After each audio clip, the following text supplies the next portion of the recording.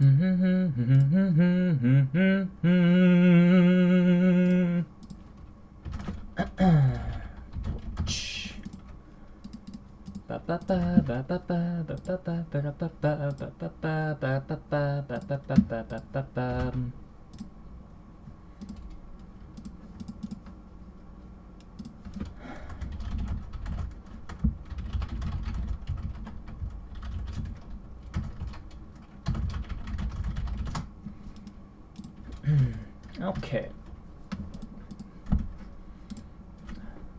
Ohayo gozaimasu.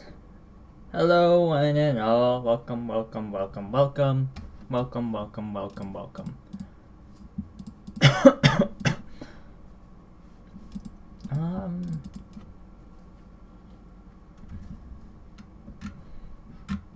Let's see.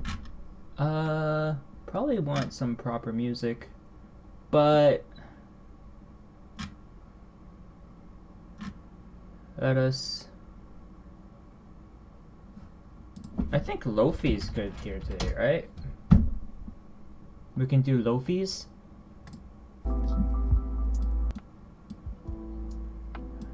Yeah. Some nice Lo-Fi music to get us going for today.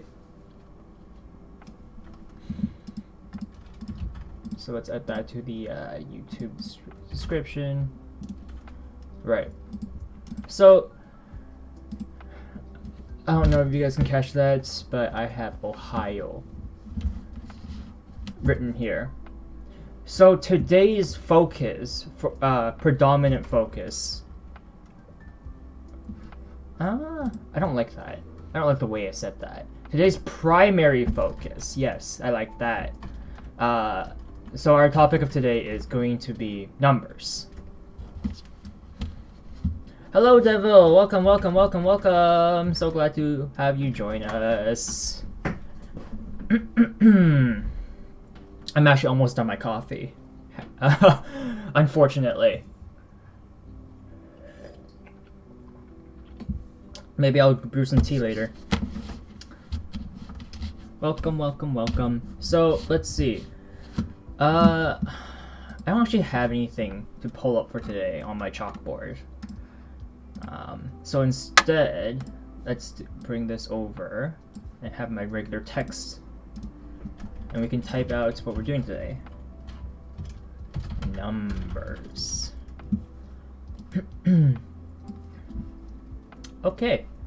I can make this a little bigger, yeah. Because the focus of today is simply numbers. So by numbers, I have several things pulled up here, and with specifically on numbers, I want to talk about obviously the easy stuff, 1 to 10, how we count past 10, and then specific ways or specific numbers past 10, which is the 100, the 200 or hundreds, the thousands, the 10,000s, because yes, 10,000s is its own number count in Japanese, unlike English where we separate them by thousands, millions, billions. In Japanese, it's 1, 10, 100,000, 10,000. And it looks like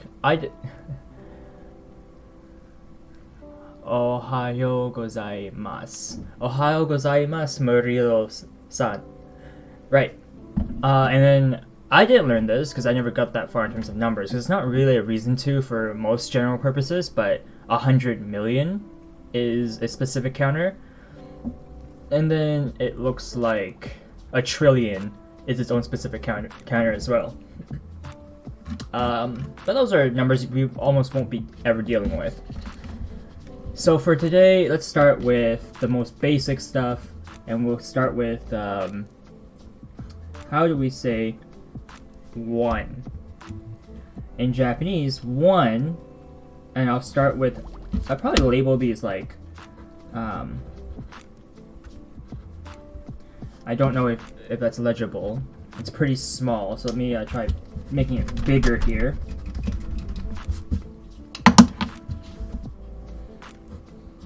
So I'll do with kanji on the first column, like so. I know my print's a little light, but hopefully it's still legible. Or it's still visible, I should be saying. So kanji. So how do we say 1 in Japanese? The answer to that is ichi. And the kanji for ichi... Is the music too loud? I don't want the music to be too loud. I'm gonna lower it a little bit. Okay. I suddenly have a feeling I don't like this music, by the way, but I'll leave it for now. If anyone has anything to say about it, just tell me and I'll change it. Right, so ichi, it's quite literally just a line, a horizontal line in the middle. This is important since for a lot of kanji, which is characters taken from the Chinese alphabet,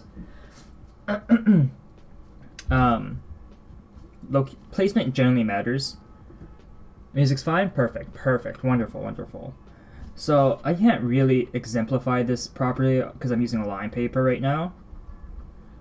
But essentially, like always, think of when you're writing kanji of any kind, or just writing in general, always remember the 4-quadrant box.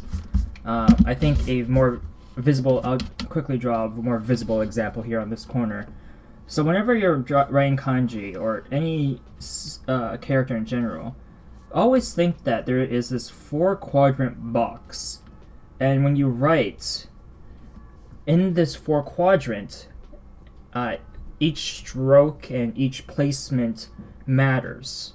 And it's also kind of like a guideline to how you write properly. So for example, with ichi, it would be around the middle. Ichi. So it's just one line. And considering it's kanji, I can do the hiragana here.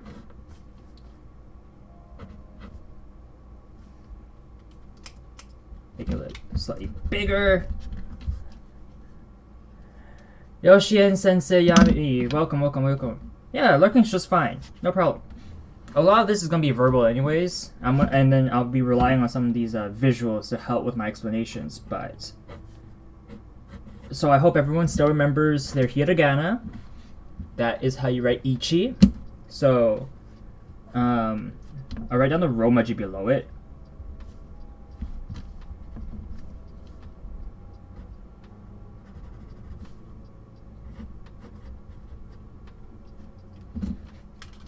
And I'll erase this bit over here so I have space.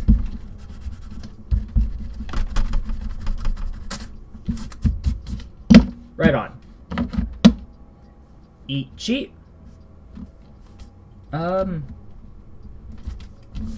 right, kanji, just like that. Actually, to put this all in line so I have space as I go down, I'll put the romaji to the side. Romaji.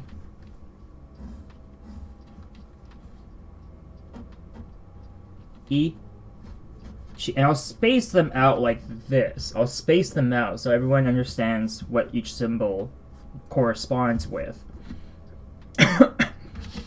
So, okay. This means 1. Also, since we're starting to deal with kanji now, something nice to know is that when we have hiragana above a kanji to tell us how it's pronounced, for example here, we would write ichi above the line here, which is the kanji for 1. The small hiragana print here is called furigana. Furigana, and I'll write that out here.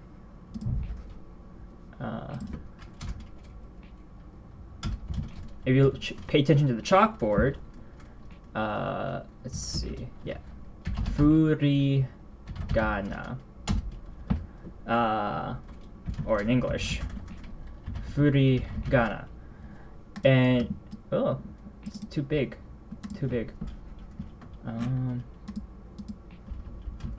There we go, furigana. So the furigana is used to help the reader determine what the kanji, or determine the way the kanji is pronounced. Why that is because a lot of kanji is used for different pronunciations and different meanings. And that's why kanji is constantly reused, and they all have several different meanings. That's just simply how the word is. Now, how do you determine that aside from having the furigana there to help you? Is the it is the hiragana that follows the kanji. So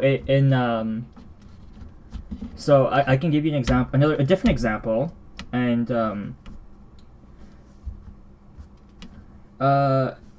tell you that when you see something like this, so I'll use a different kanji, something we're not touching today, but I'll use it as an example since I have this example on hand.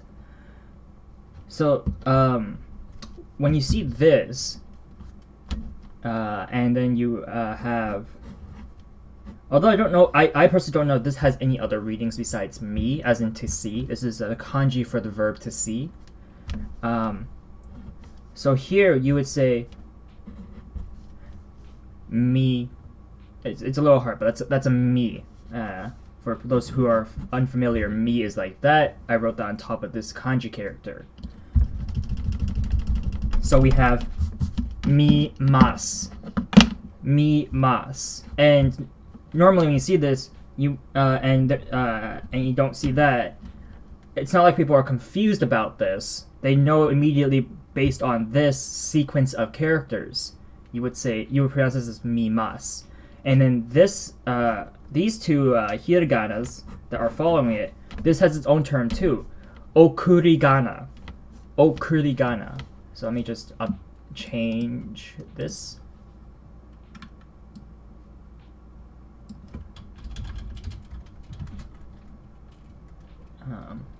Okurigana, or in English, okurigana.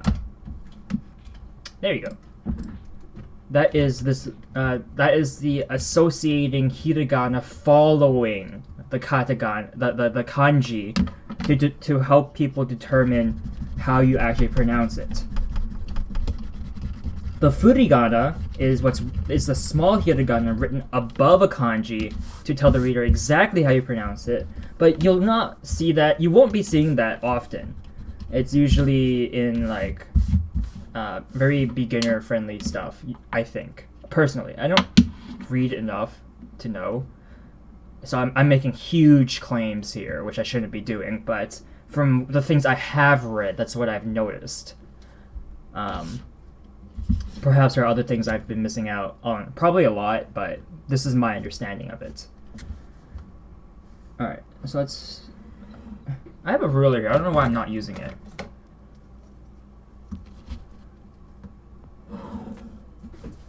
Right.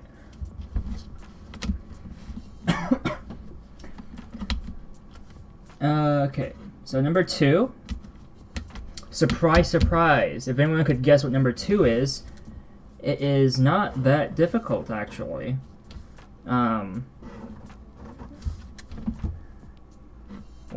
2. You see that? 1, 2. Ni. Number 2. Ni.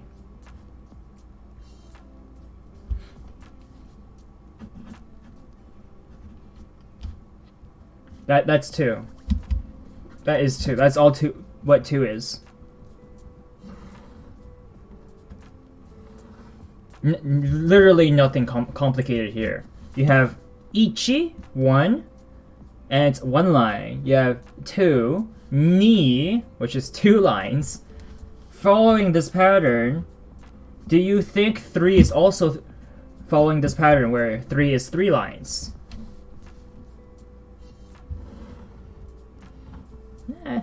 I guess I'll just draw this all the way down. Why not? I'll fix it later if I need more space. 3? Absolutely. Absolutely it follows this pattern. 3. Now here's the catch though. The length of the lines matter for this kanji, for 3. Well, also for 2. So at this point I'll help you take note of it. In 2, the top stroke is longer than the bottom stroke. So the top horizontal line is shorter than the bottom horizontal line. In 3, I should probably make this a bit easier to see. I'm using 2 lines before, I should be using 3. With the kanji for 3, which is san, I'll write that out in a second. You have the first stroke. It can be as long as you want, preferably not that long. Here's the reason why. The second stroke is shorter than it, but the third stroke is longer than it. And that's how you write 3. Obviously, some people won't, depending on the people's print, it might be different, and it might have varying lengths, but this is how you would normally write the 3 kanji.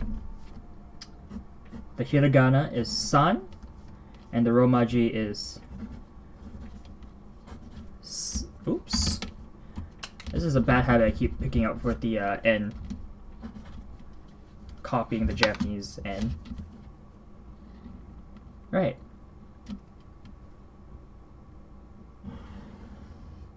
So do you think it keeps following this pattern for 4? What would 4 look like? 4 straight lines? I mean, we've been doing that for the past 3, right? Would it look something like that, maybe? Hey, 2End! Welcome, welcome. We're counting numbers right now. This is today's lesson. Numbers. We're finally working on kanji. We've gone through all of the hiragana and katakana in our first lesson, so I decided to go to kanji for today.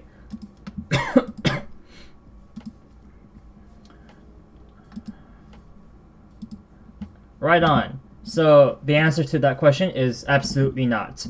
We are not using 4 straight lines to represent 4. The pattern of straight lines goes up to 3, and 4 changes the formula altogether. So what does 4 look like? Here, show you. That's a 4. Now you might be wondering, what? It looks so different. Yes, absolutely. It absolutely looks very different. And that's just how 4 is. Yes. I think the Japanese part, technically for numbers, is specifically more so the way it's pronounced. All the kanji, these are Chinese characters, by the way. So in Chinese, these are also the corresponding characters or symbols used in Chinese writing to represent numbers. This is the Chinese 1, Chinese 2, Chinese 3, Chinese 4. The Japanese take this as well for their kanji. Ichi, ni, san, shi. In Chinese, obviously, they have their own different pronunciations. So, this, for number 4, there's actually 2 pronunciations that are commonly used for it. One of them is, well, I just said, shi, but I think the more commonly used one is yon. Yon. And I wrote it this small because I'm actually going to draw a line diagonal here and write down the other one, which is shi. So quite frankly speaking, either or is accepted, I believe. I tend to go say shi a lot more. Welcome, Jimmy the Great. Welcome, welcome. Thanks for joining. We're working with numbers today. Actually, I should probably update my numbers thing here, since I've covered okurigana, and there's no reason to have this right now. That's not the relevant bit. Number's the relevant bit. So with the romaji, the English, we have yon, and then we're splitting this as well, like so. We have shi. So those are the 2 ways you can pronounce 4 in Japanese. And they're pretty much used in the same context, so you don't have to mind yourself too often. I think in general, though, people will prefer to use yon.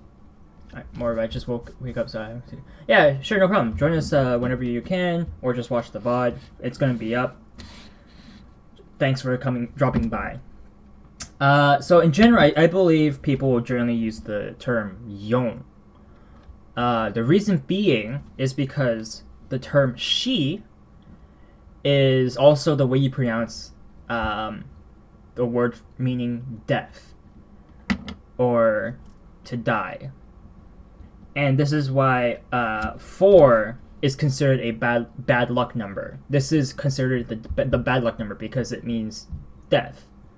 Or it's associated with death. So unlike Western culture where we have, the number of the devil, which is 666, or what have you, right? In Eastern culture, specifically China and Japan, 4 is that number.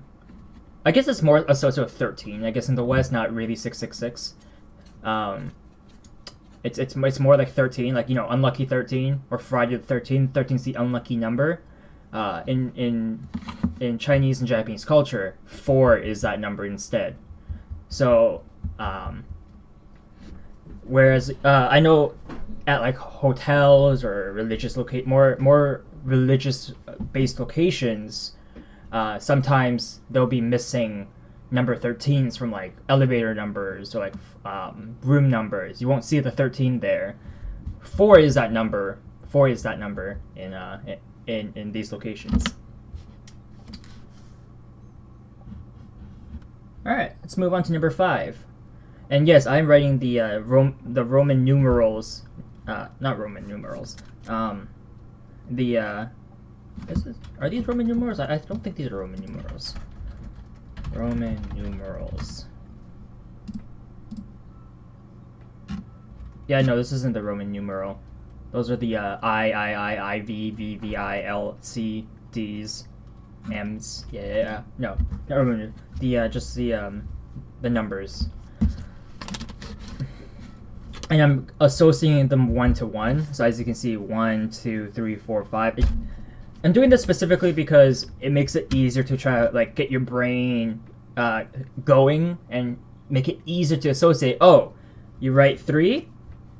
That's also 3. Hey, make that little connection in people's head, because I'm assuming everyone already knows what these symbols mean and what they are.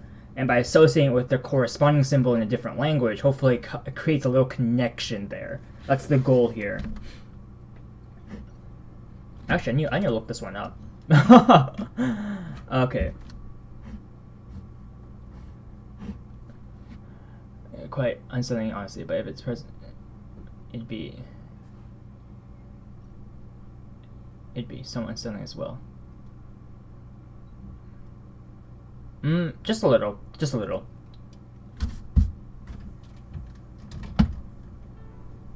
So this character simply means, or is also one of those easier to pronounce characters. I used a little too much space actually for this writing, so I want it like this, like that. Okay. So I just wanted to have that symbol out there. I'll write it again so that people know how to write this properly. I know my print isn't exactly the neatest here, but hopefully it's fine. So to write 5, you have a line. You start off with a line, and that's going to be the top line up here. And then you do a line with a line down. Not as long as the top line. So you have stroke, and then don't leave your pen off the paper. Don't lift it. It's line and then line. I broke my leg again. So it's like you have the one line up here, and then you have the line into line this way, and then you have the line down here. That's the longest. Remember, the bottom line is the longest. It doesn't have to be super duper long, but it's about there relatively to like the rest of the lines. And you have one line connecting the 3 together, and you get your 5.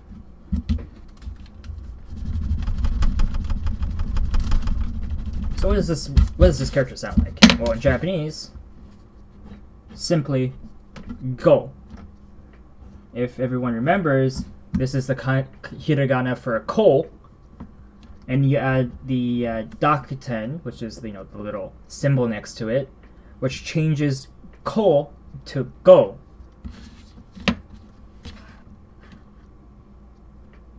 It is actually it's I blame YouTube, to be perfectly honest, because this is YouTube's default delay, so I can't do too much about it. Unfortunately, at least from my understanding, because I've completely taken away like my delay. I have no extra added delay to my YouTube stream or anything. So chat wise, it's a lot faster on Twitch, but I like YouTube. YouTube's their page layout looks nicer. But yeah, I really can't do too much at this rate about it, unfortunately. Talking about the lift numbers, I think that's I do believe it is 4 that's missing. With Western influence, I think 13 might be missing instead at certain locations. I do think they try to avoid the room 4, the room 4 though. Like you don't really see room number 4, or if you do, it's one of those cursed. Like that's the room that holds all the rumors type deal. So it can still exist, but expect it to hold some sort of bad rumors about it. Right. So this is 5, and this means goal, which is just go. For anyone who listens to Flow, they have a song called Go, which is a great song, by the way. A Naruto opening, actually, for those who watch Naruto. Alright, there's not much to talk about for number 5. It is 1, 2, I think I wrote this wrong, by the way. I think it's 1, 2. That looks right. I think the other way I generally write this is, as you see here, that I did really quickly: stroke, stroke, stroke, stroke. So instead of doing the bottom stroke before the middle stroke here, I did the middle stroke first. And I think traditionally that is how you would write it. If memory serves correctly, the way you write Chinese characters is top down. You generally what they like to call closing the character, you do that last. So like when you draw, I think I can exemplify easier using the number 4 here. So 4 very clearly is a box. Yes, it's a box with 2 strokes in the middle of it. Well, here's the thing. Stroke order for number 4 is 1 to the left, and then 1 like that. This is 1 stroke. It's not like 1, 1, 1. No, it's not like that. It's like 1 stroke, and then you do the middle bit next, and then you close it. And yeah, that's kind of why I actually prefer Twitch at times, but it's funny too, depending on how quickly Restream.io is able to like return back its data to my OBS. I can actually see your YouTube message about a second earlier than it appears in the YouTube live chat. So what happens on stream is actually faster for me than it is for the actual YouTube, which is pretty funny. Right. So using the 4 as an example, I was taught that when writing characters, it's like leaving your house or your room. So when you do, you first you build that room or the house, and you always close the door last. So if you do this and then do that, that's wrong, because, well, when you imagine it, like picture in your head, you can't do anything in here because you've already closed the entrance to it. And that's a more like visual way of writing, and it's just to give your specifically usually children a very nice visual representation of why you would write a certain way. Which at the end of the day, for us older or those who have less of an imagination, it's simply a fancy way of saying follow the stroke order. That's about it. So 5 does persist of. I like to do because I've premium it way faster. Yeah, no. Again, both sides have their perks. I'm not saying I'm not saying one better than the other. They have things that are better than the other one, but both platforms have their pros and cons. So let's move on to number 6. So I wrote down the kanji first. And this one's probably the most different out of everything we've written so far. 6 is drawn like this. So you have the tiny stroke up top. It's like a dot kind of. It's a small stroke, very, very small, but it's still visible and still there. You combo that with the horizontal stroke, like so, and you get this. So this is like a hat, kinda, but I digress. After this horizontal stroke, you simply have 1, 2 other strokes below it. This is a very simple 4-stroke character with not much going on with it.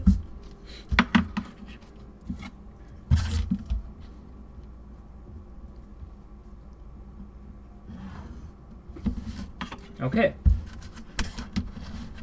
So, how do we pronounce this in Japanese? Like this. Hopefully everyone remembers how you pronounce these. It is ro. Oh, of course I would make that mistake. Roku. Roku. That is how we pronounce 6 in Japanese.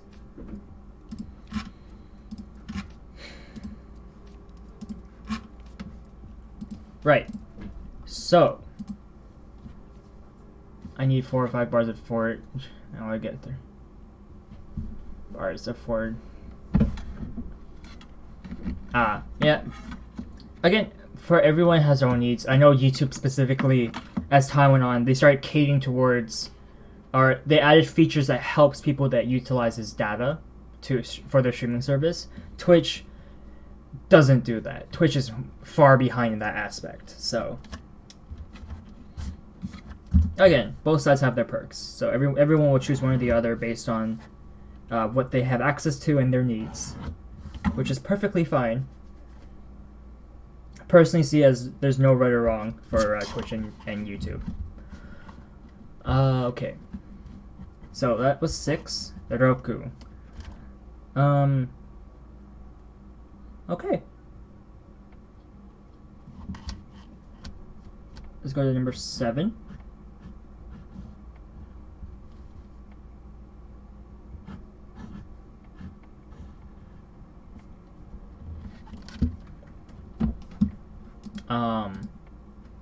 Yeah. What can I say about this? One of the shortest or fewest strokes next to the 1 and the 2 and the 3. 7. Might have to rewatch the stream to get caught up. Welcome, Zenon. Yeah, no problem. We literally just started with numbers. I'm just slowly showing everyone how to write numbers here. We have the kanji for the numbers, so ichi, ni, san, yon, go, roku. As you can see with the hiragana and the romaji. I also went through what these other characters mean. So when you have the tiny, the small hiragana above the kanji, this is known as the furigana. Furigana. And then when you have hiragana associated with a kanji, so if it like follows it, and I used as an example, I used the verb. So here, there's no way you're going to see that, but that is mi. This is mimas, which means to see, mimas. I see that, or see. And basically, the hiragana here has its own specific terminology called okurigana. So that's kind of all I've covered so far in this current half an hour stream. Right, and now we're on number 7. So how does one pronounce the 7 in Japanese? Well, quite simple actually. As with most of these kanjis, you'll quickly find out. Most, not all. Some of these are like 6, might not be as easy for some people. But for 7, which is stroke, and then a second stroke. So like this. For those familiar with katakana, this should look very similar to, I believe, sa. If I quickly look back in my notes, because they exist. Not sa, se. Right, so even I made that mistake. The katakana se looks very familiar with the kanji for 7. This is just a slight coincidence. Because this is, as I said before, for the kanji, they're borrowed from the Chinese alphabet. So this is the Chinese number 7. How do you pronounce this? Hope everyone remembers what this character is. Nana. Nana. This is Nana. Number 7. Nana. Very simple to remember. It is one character repeated.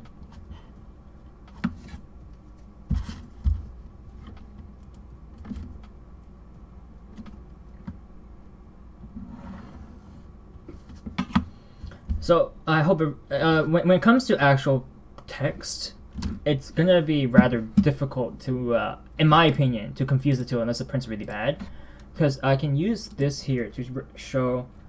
If I type it out, Nana, so like this, you see, that's how it looks like, which is slightly different from how I write it, because I wrote it more straight, whereas the line at the top is more diagonal, and then you can compare this.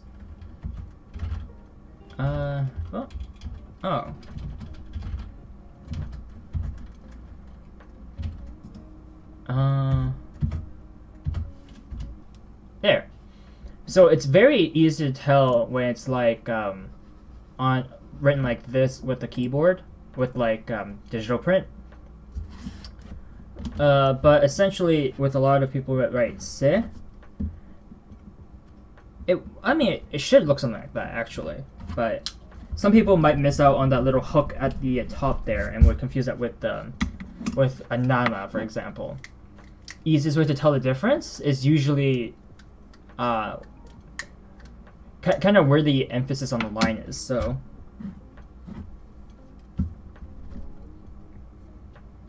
and also at the end of the day, it's context too, context based. With the kanji of nana or kanji for 7 here, you're not gonna be using that, generally speaking, the same context as the katakana se. Generally speaking, it's not a guarantee. I'm not gonna guarantee a thing. That's not my style. But in general, you won't be seeing the two together, or even in close proximity, I believe. You could be. Probably won't.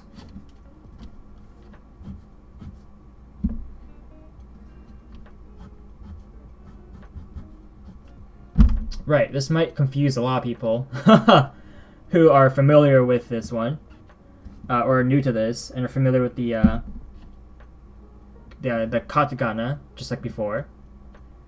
What's this look like as well? The ha character, doesn't it? For the katakana ha. And let me update this to better represent what I'm saying. So how do you pronounce this, you might wonder?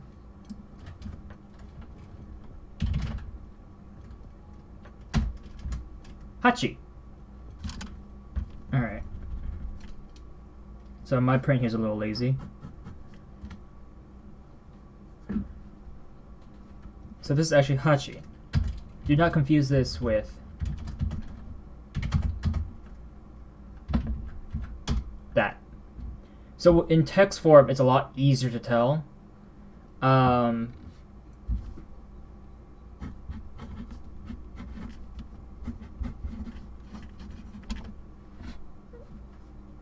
So I wrote that wrong, as you can see. The side that I wrote it was different. I wrote it more like a ha than a hachi, but this is the kanji for hachi. If I were to say how I look at it, I would say look at our number 4 in kanji and look at the inside. That it looks very much like a hachi, the way I wrote it. So think of it more like that. Do I have a Discord? I have a Discord account. I haven't created a Discord yet. That's in the works. If I do create a Discord, I'll probably do it since it looks like some people were talking about that. I'm very willing to create one. So, yeah. Look forward to that starting next Wednesday, I guess. I'm not going to be creating it on the fly.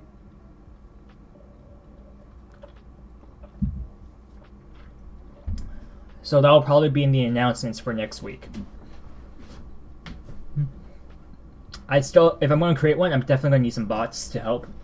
Like welcoming bots and other bots for people to have fun with. But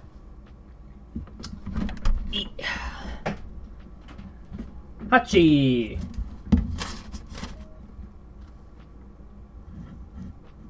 Great, it looks like I have just enough space here to get to 10. Okay.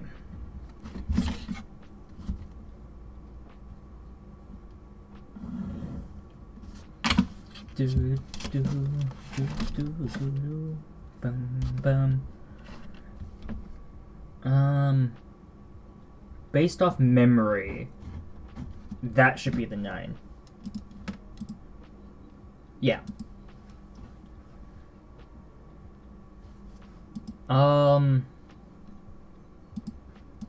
Anything specific for this? Very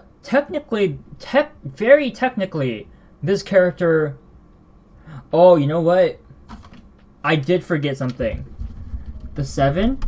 It also has 2 ways of pronouncing it. Right, and this is why I always confuse it with the... Or I always confuse myself with the 7. Apologies for that. Let me quickly erase this so I can draw my little line here for 7. Right. So for here, we do have Nana, like I've said. So this is still perfectly fine. Nana. But there is a second pronunciation that's commonly used.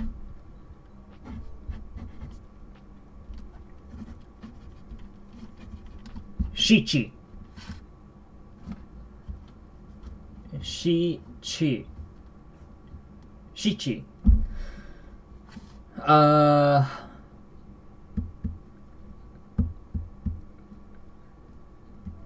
I don't really have anything to say about this pronunciation. That's just how you would pronounce it too. So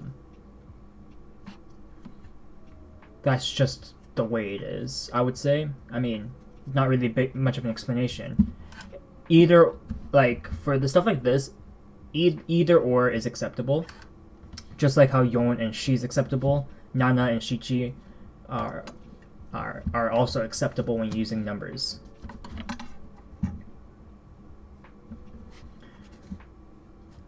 Yes, Shichi.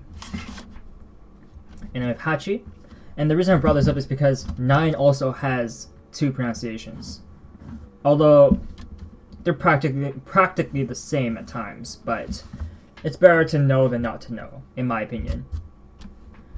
So we have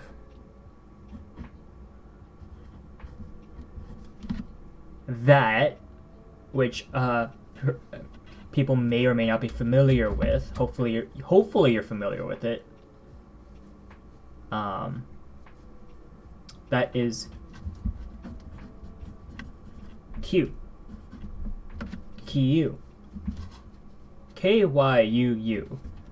It's a little difficult to read, I understand. Using the smaller print since I split the box in half. Q. Now, what's the other pronunciation, you might be wondering?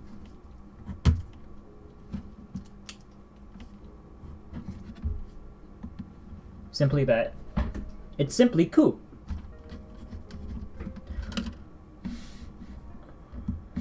Similar, yes. You have the base character. You have the same character that you used, but one is longer than the other. Ku.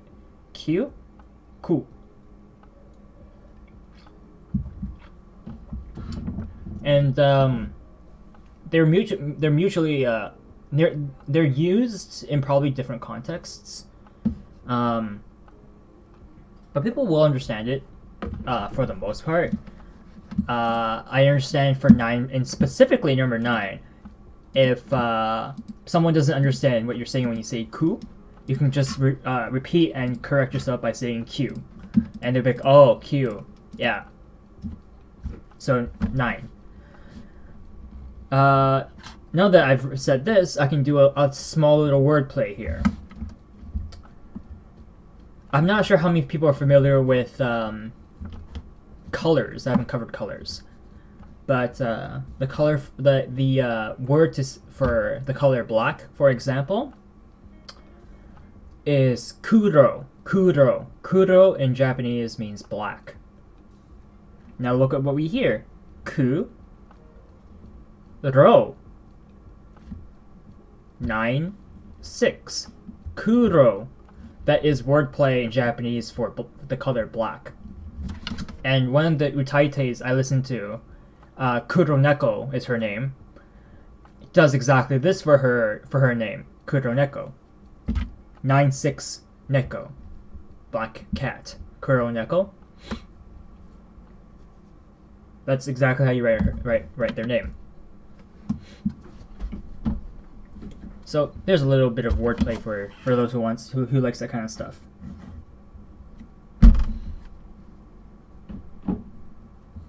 I need to go prepare this class. Alright, welcome Gambler Bear.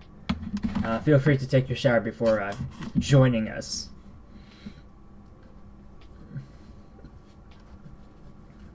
Right. Yes, that is how you write 10. No, I am not pulling your leg here. It is a plus sign, but not that plus sign. And let's write it on the chalkboard so everyone can understand this better.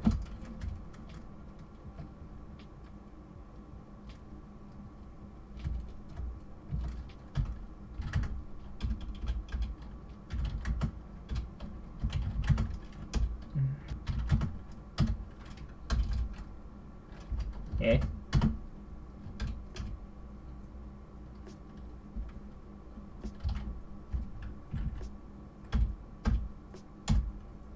What? Where'd it go?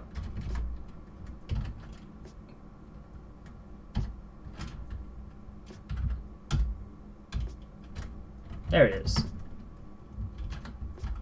This does not equal that.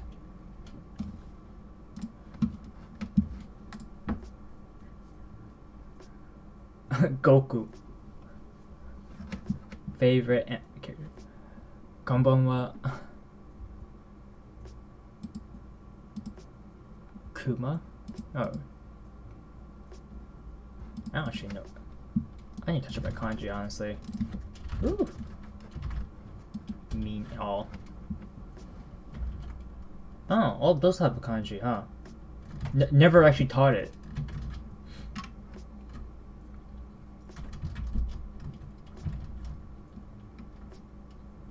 Anyways, so now we know this.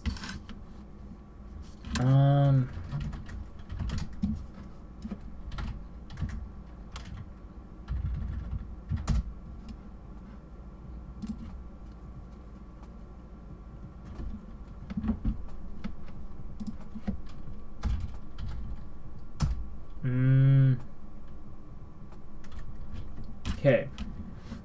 So number 10 is pronounced or written like this. Ju. Ju. That's 10.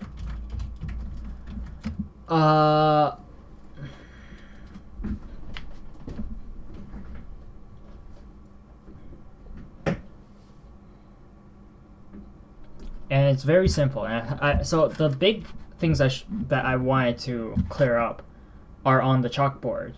7 is not the katakana se, hachi is not the katakana ha, and ju is not the plus sign. Some are easier to differentiate than others.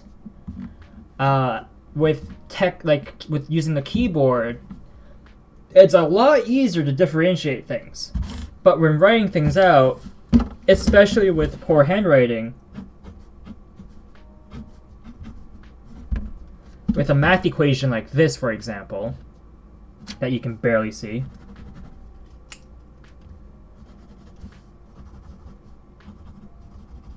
this is a terrible example, by the way. Please never do something like this. What does this look like to you? Gibberish. What? There's like a 10, a 1, and a 2? Question mark? Like, you can read this as 10, 10, 1, 2, question mark.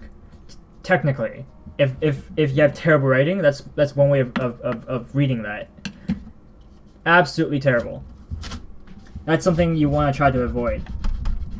Obviously, with context, like, oh, it's a math question, right? So that means that second 10 looking character is probably a plus sign, and that 2 looking character is probably an equal sign. But if you take away context and you're just like, hey, what's this? People are going to guess several different things. You're going to get several different answers out of it, most likely.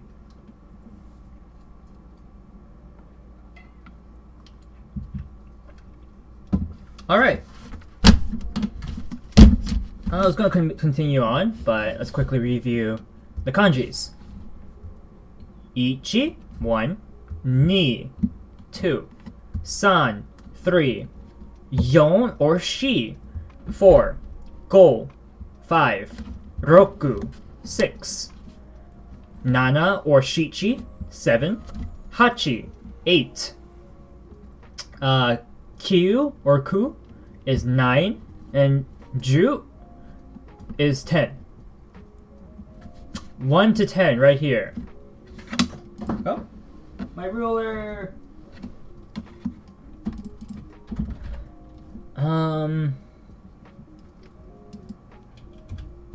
There's something special that I want to cover here, but I'll actually cover it on the side, and that's because there's actually, to my understanding, there is no kanji for the number 0.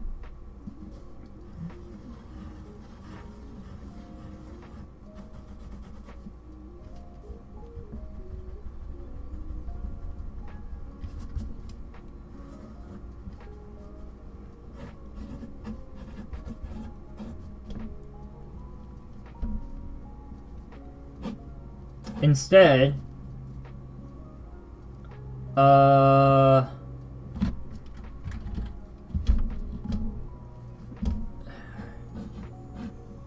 it's like that.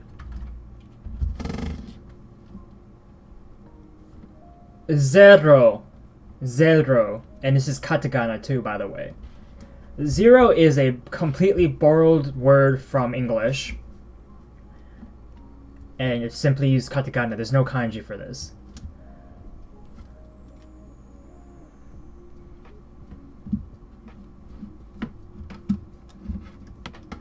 Why that is, I haven't researched that at all, unfortunately, so I can't answer that properly. But just so you know, 0 in Japanese is zero. Ze.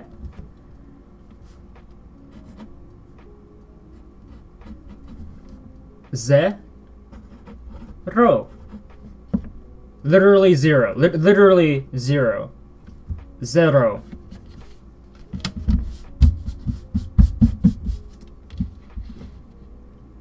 Right on. Right on. So I do want to go over the larger numbers now.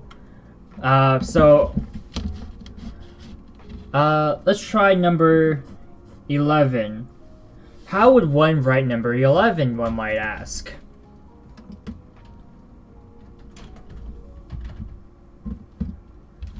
I'll tell you this much. It doesn't have its own special, unique single kanji used. Instead,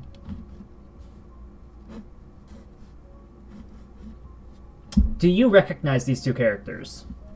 We went over these 5 seconds ago.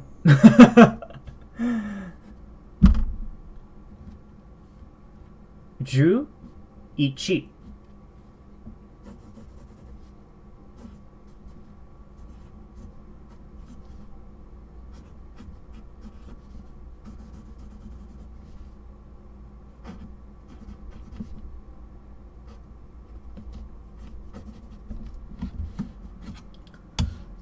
Write them out like so for everyone to see. Oh, straight line is.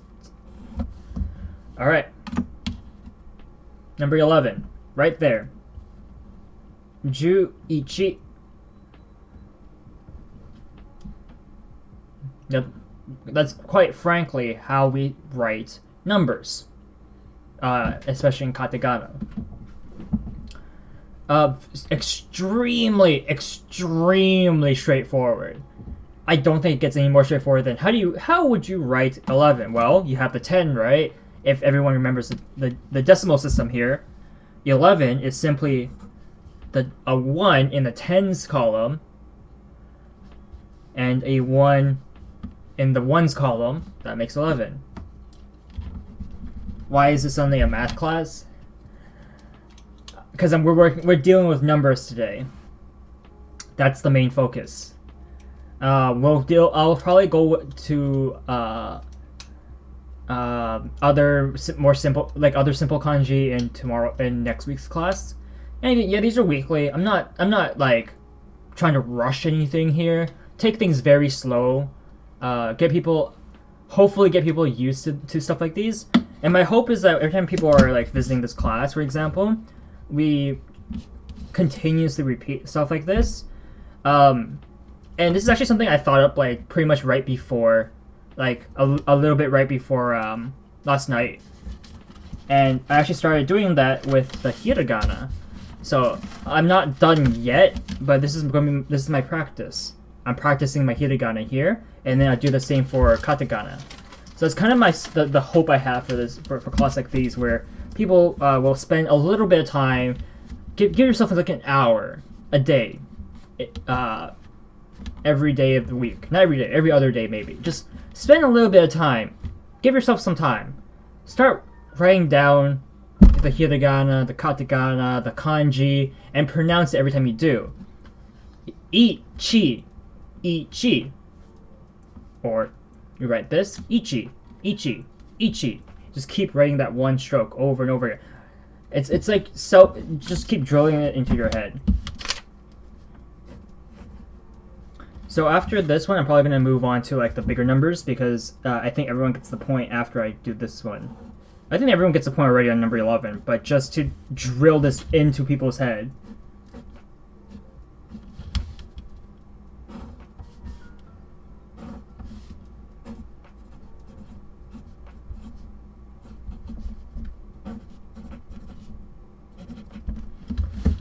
Right. So this formula follows through. It just follows through. Even when we hit something like 20, for example, nothing changes. I'll do 21. Because this exemplifies everything I need it to after 11 and 12.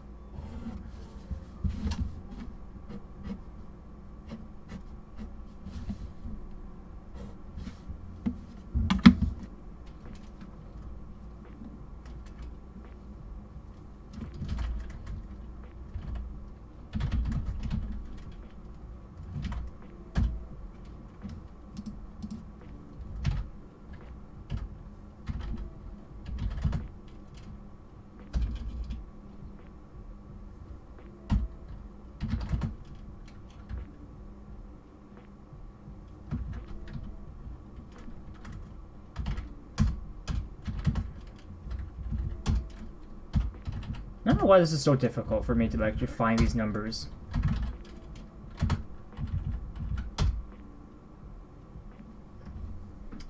I guess in Japanese, especially with the translator, you really won't be seeing numbers like these. But just for the sake of knowing numbers, since, by the way, counting, you're going to be counting with slightly different pronunciations, and I'll be going over that after I'm done talking about just the numbers.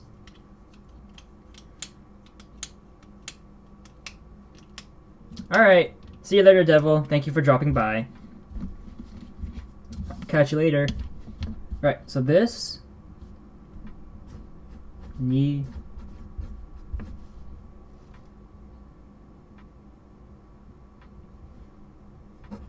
ichi.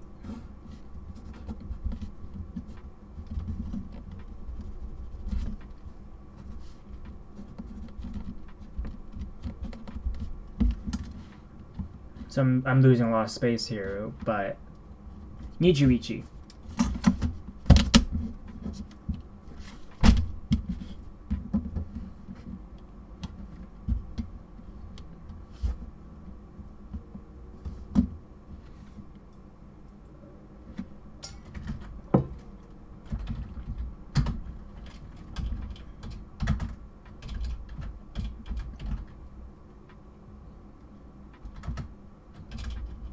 What was if I do?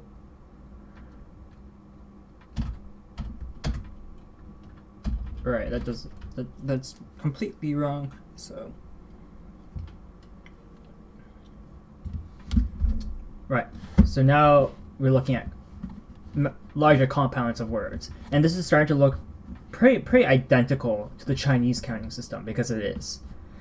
But this is simply how you build numbers in Japanese as well for kanji. But to make life simpler, you'll most likely see hiragana. Probably will still see some kanji, but just understand what they look like, I think, is the biggest thing. Or understand how numbers are built. 21 is 2, 10, and 1. 2 tens, 1. Nijuichi. And that's just how you keep building numbers. So 30, sanju, 40, yonju, 50, goju, and that so on and so forth. And then the next time things change,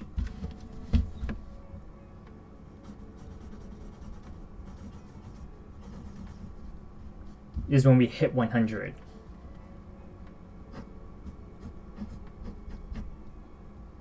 One extra line. 100. Ooh, that's barely visible. No good. No good.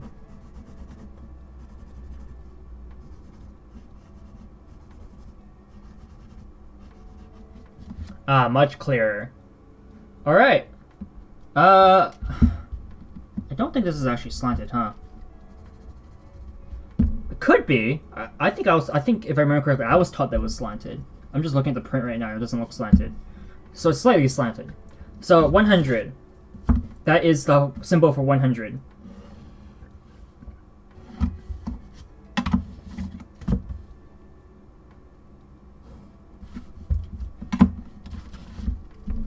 How do you pronounce this?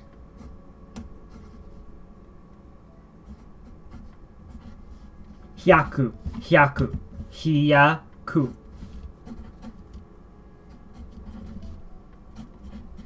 Hyaku.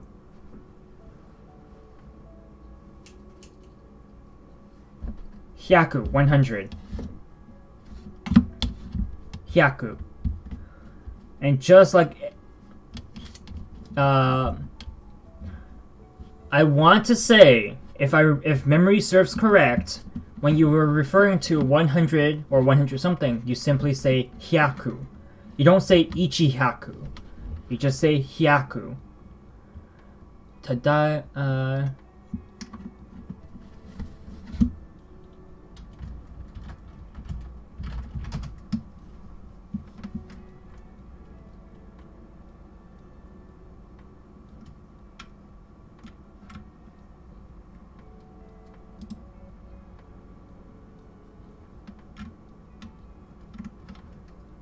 I just searched this up, but okaeri nasai.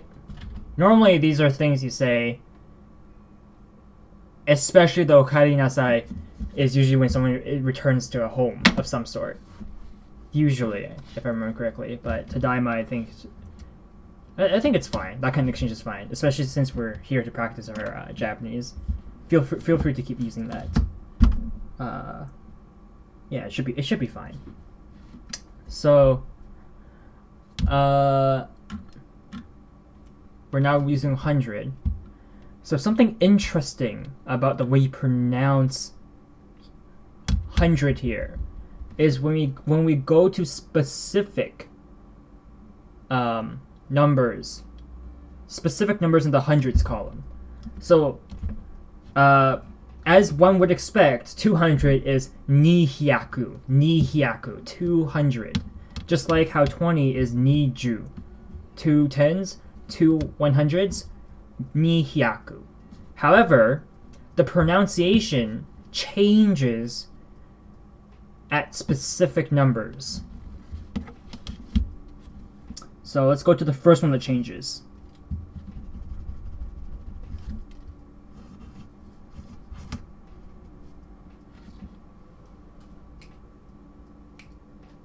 $300. The kanji, as one might expect, doesn't change. So you get your 3.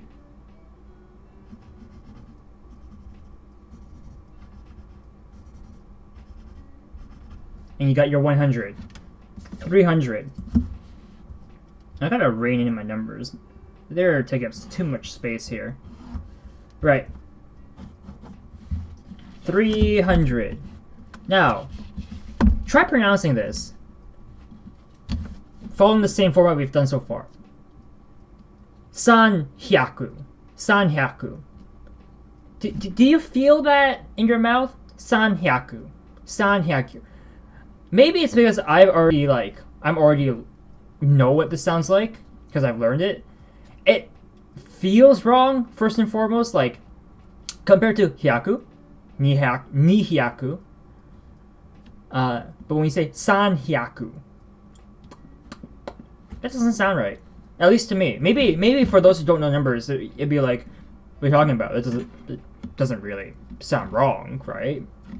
It's 300. Sanhyaku. But we don't say that. Instead, we say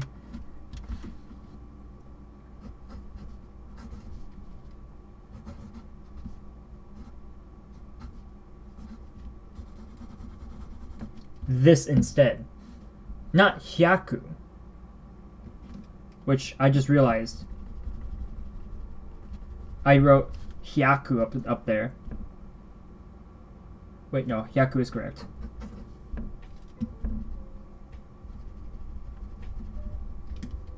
Is it correct? Let me.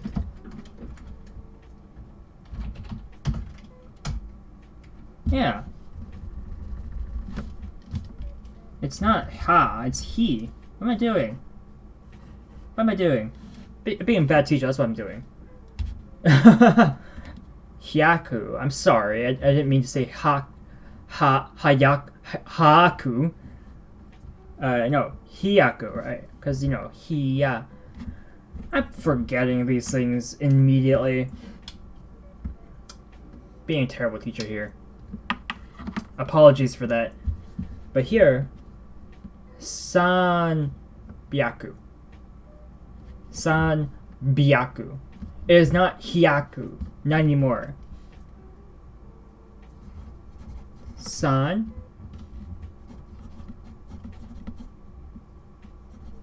byaku. San byaku. I know I'm losing a lot of space here because of my giant 300 here, but san byaku. Byaku. It's not hyaku, it's byaku.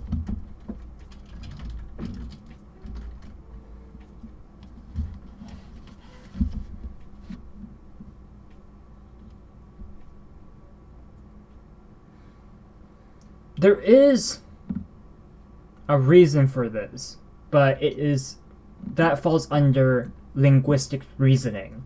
as linguists, we had to look at it and be like, why is this like this? And we came up with the reason for that. Won't touch upon that because it doesn't matter here.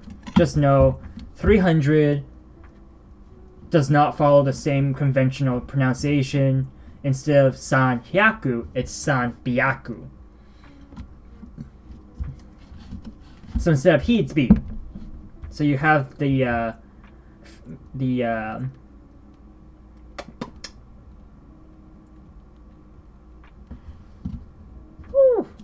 what's the term for this again?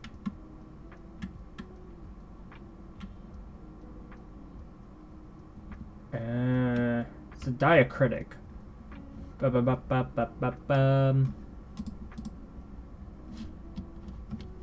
Gosh, I learned that term the last week anyway, so I'm gonna have to review that, personally speaking.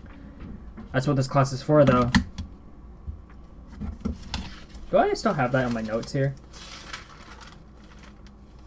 Ditons? Not really. Alright.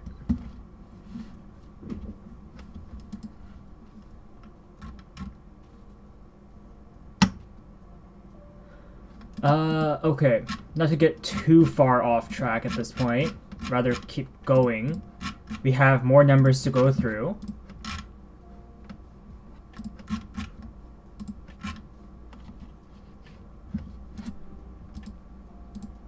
So, we have two more numbers in the 100 sections that are pronounced differently. Let's go to the first one.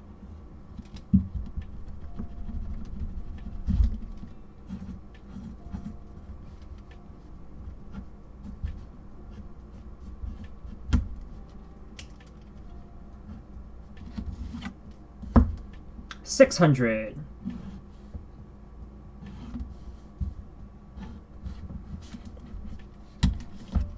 Now, this one, I don't think anyone's ever gonna be able to guesswork their way to the answer on how you pronounce this. Because I can tell you straight up, it is not Roku Hyaku, which is a massive mouthful to pronounce. That is absolutely not how you pronounce this. Sure, we have Roku for 6 and Hyaku for 100. But the pronunciation is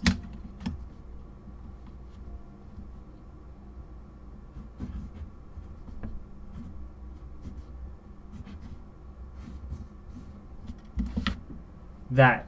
And you'll see here something that a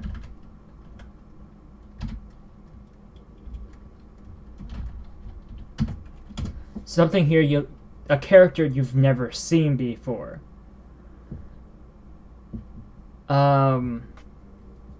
Well, kind of. Notice this very small tsu. So why is there a very small tsu there? And what does it mean? Essentially, this is a pause. Is it a comma? No, absolutely not. It's part of the word, and it makes more sense in the Romaji for English speakers.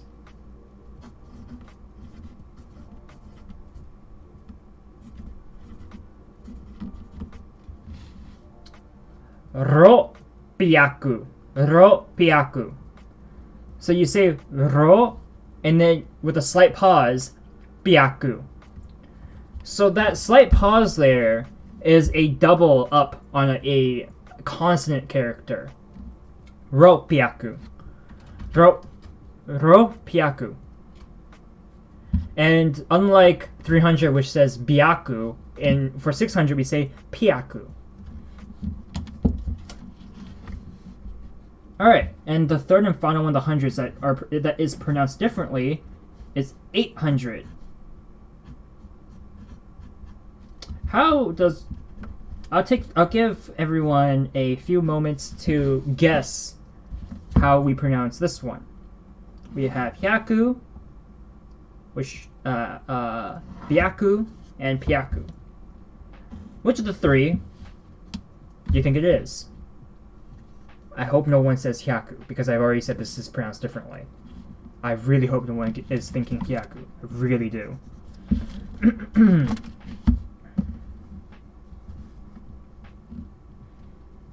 Alright. Time's up.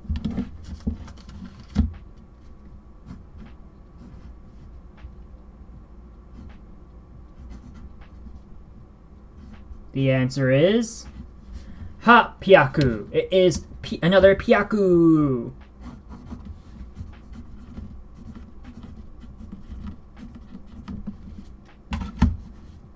Good try, Xenon. Good try. You took a guess. I love it. Absolutely love it. And by the way, you do not elongate the vowel. Vowel elongation is done differently. A prime example is number 10. If I go back to 10, vowel elongation is normally done by the time was shorter than the delay though. Yeah, no, that kind of delay was meant more for video than it is for live stream. I'm not going to give that much of a delay. I'll give you close to the delay of the stream. Maybe a bit longer, maybe. But the overall idea is get you guys a period of time where you guys can think, like get your brains going, like really going, put you on a timer. Actually put you guys on a timer, and it's to put your brains in overdrive for a moment. And there's answering through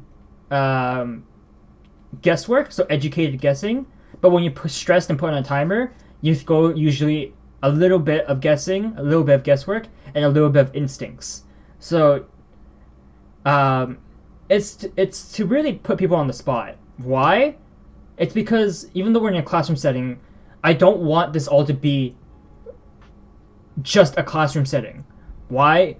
I find that to be the most easily forgotten thing people can ever do or ever have experienced, which is sit around a classroom and just not care and not remember. It's so easy to do that.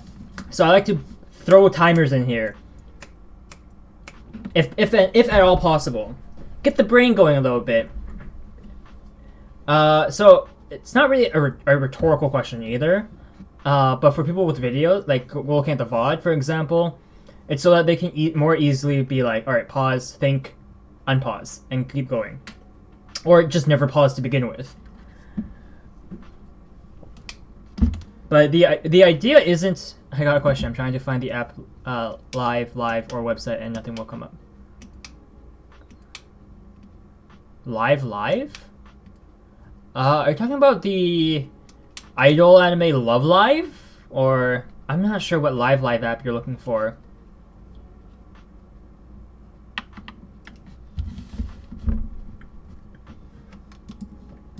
Alright.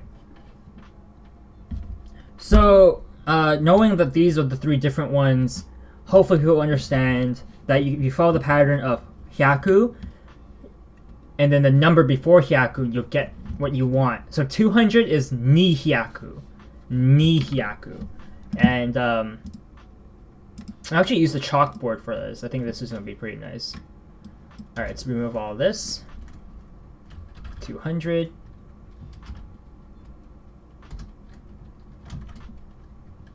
Ni hyaku.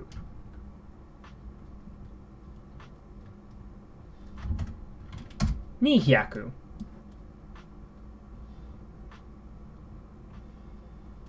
The Japanese live streaming website and app.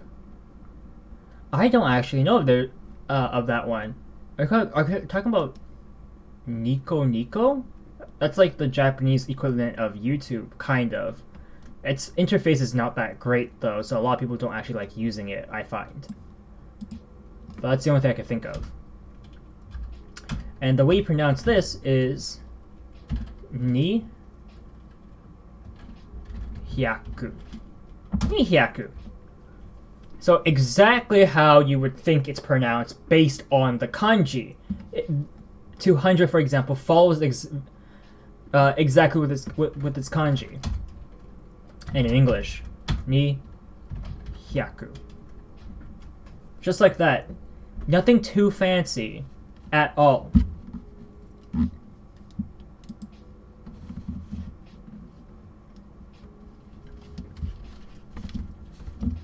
The same goes for 400. 400. I guess it's also time to say that when you're counting past 4, or if you're counting numbers starting at 10 and you come across a number with a 4 in it, before the 10, the 100, the thousands, and whatnot, you use yon and not shi. You don't say shi hyaku, you say yon hyaku.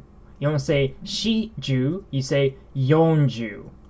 Yon ju, 440, yon hyaku, 400, etc., etc. So there is a go-to for these numbers, for number 4. Likewise, for 7, which is nana, for 7 alone, you can say nana, shichi, but for counting with the larger numbers here, so 70, nanaju, you don't say shichiju, you say nanaju, 70, nanahyaku, 700, and so on and so forth. So going back to 500, go hyaku, as we know, 5 is go. And just like you just take its kanji counterparts, so go and the 100, hyaku, combine the two, you get 500. Go hyaku. Same thing for 9, it's Q, it's not ku, not kuju, it's kyuju, Q hyaku, etc., etc. And I'm not writing that out because it is completely formulaic with the 100. As a base, you add the 1, the 2, the 3, the 4, the 5, the 6, the 7, the 8, the 9. But you do not say ju hyaku. No, we have a word for that. 1,000, we have a word for that.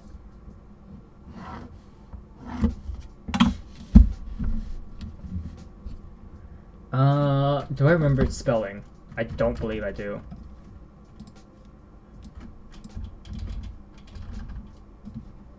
Let's erase the chalkboard.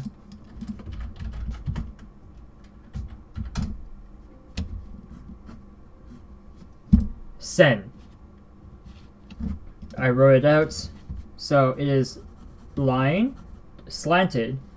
It's slanted is important, by the way, because if it's unslanted, that's a whole different character.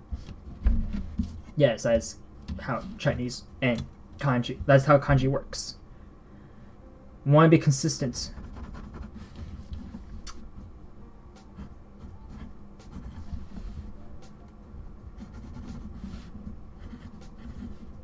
Sen. Sen. And this just means 1,000, 1,000. And as you would expect, 2,000 ni sen, ni sen.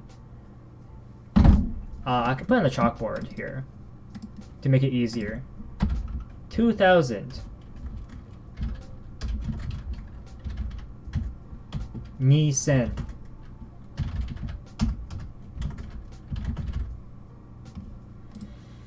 2,000.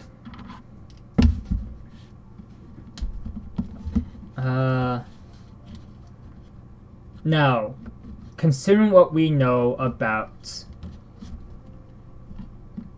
300, the same applies with the thousands. So 3,000.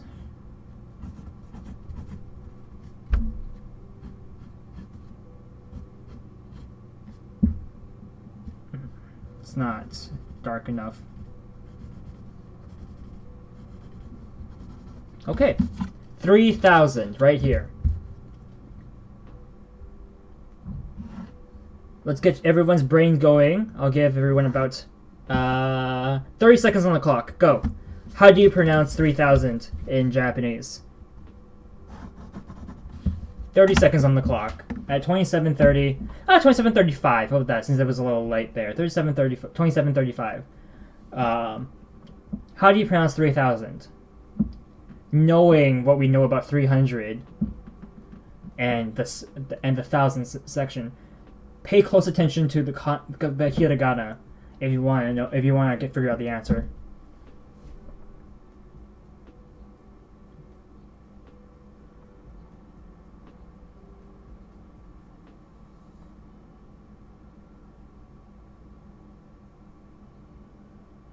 Alright, I gave everyone an extra 10 seconds. Zenon, good try. You're actually using the wrong system, counting system. Mitsu is from the Hitotsu system, which I will cover in a second, because the Hitotsu system, so Hitotsu, Futatsu, Mitsu, Yotsu, Itsutsu, Mutsu, Nanatsu, Yotsu, Kokonotsu, and To, these 10 numbers are specific to the fact that they are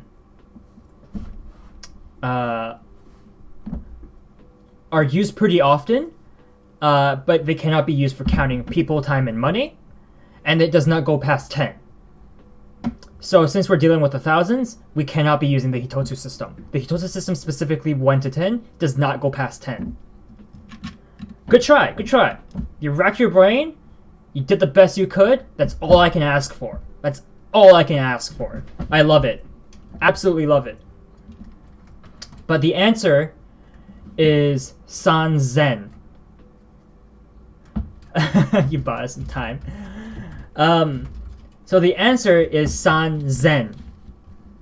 So san, as we all know, is what 3 is in Japanese. San, 3. 3 is san, as we covered back with the earlier numbers. Ichi, ni, san, san. And then knowing what 1,000 is, which is sen, that's why sen was key here. So normally one would think san sen, right? San sen, 3,000. But knowing what we know about here, where we add the dakten, is what they're called, the little tenten here to make up here biaku. Well, we follow the same thing. We add the tenten, we add the dakten to the se here. So what do we get when we add the dakten to the se? We get ze, san zen, san zen.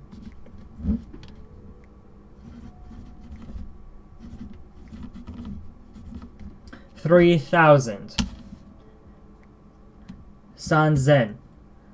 So that's a little similarity. And as a reminder, with hiragana, the dakten. Oh, you read the san as a mi. Yes, no. That is something that people normally wouldn't get confused about, because the 3 is 3 straight lines, not slanted lines. And specifically speaking, you have the middle line shorter than the top line, and the bottom line longer than the top line. That's how you would differentiate the two. Mi actually follows a very similar pattern there to the 3 kanji, where it does look like, based on the text, that it is following the middle line shortest, bottom line longest format, but it's slanted. So since this has been a source of confusion, let's quickly do this. San does not equal mi. Can I find this mi? There it is. So in this text here, it's much more obvious because you can tell, but it does look like to me that the middle line and the top line in mi are about the same, but the biggest difference is that it's shorter. Like, all overall, it's a shorter, smaller character, and it's slanted. So in print, that's harder to come across. So the biggest thing to take note of in print is the fact that mi for katakana is slanted, whereas the kanji for 3 is just straight lines.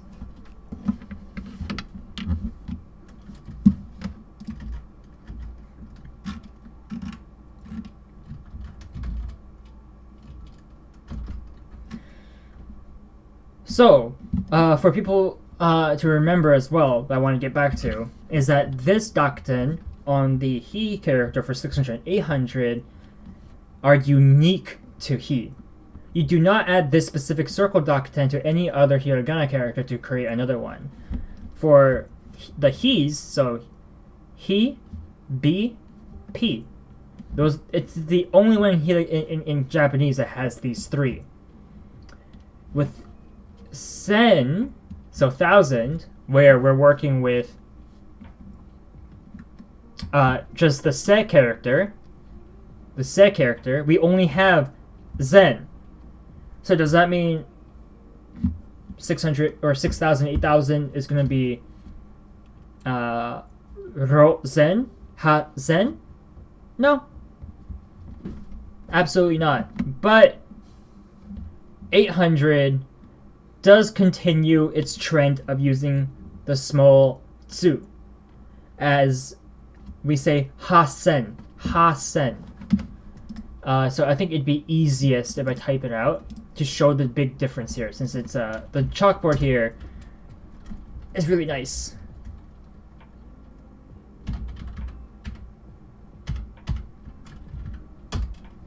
Ha-sen is like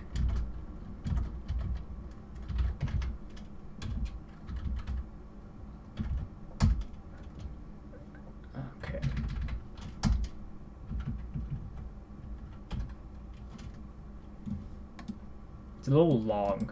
I'll actually move this to the side so I have space.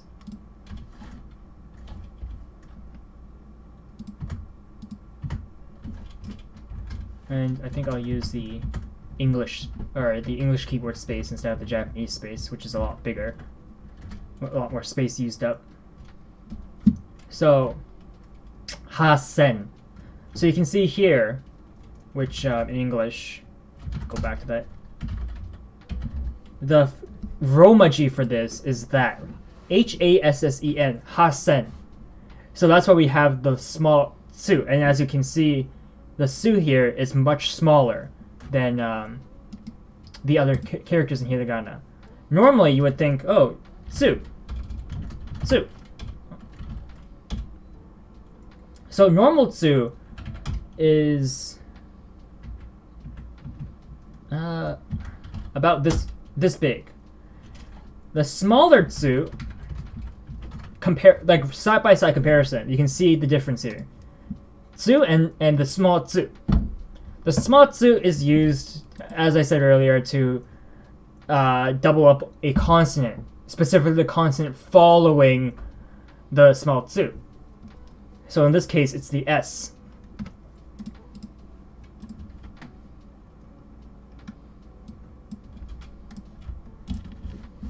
So, what about 600? 600 is actually back to normal.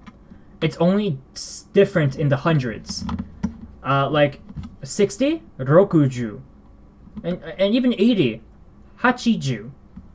They're just their numbers. Once it comes to the hundreds, we have hapyaku. Thousands, hasen, as I shown on the chalkboard. Everything else, just your go-to. Number sen. So ni-sen, 2000. Yon-sen, 4000. Yon-sen.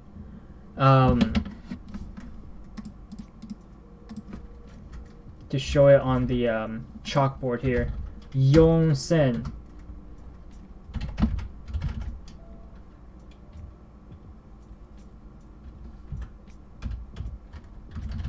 My keyboard sucks. There it is. Yon-sen.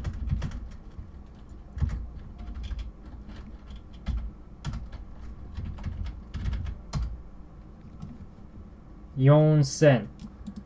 It's the number yon, so 4, and sen, 1,000, yon sen.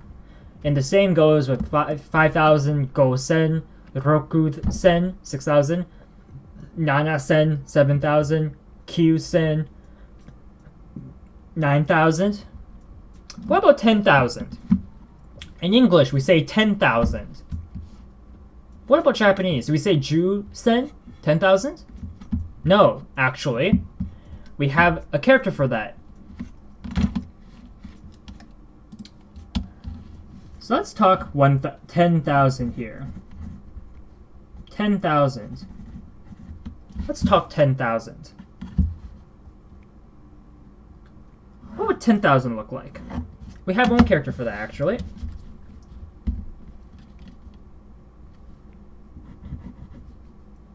Ichi man.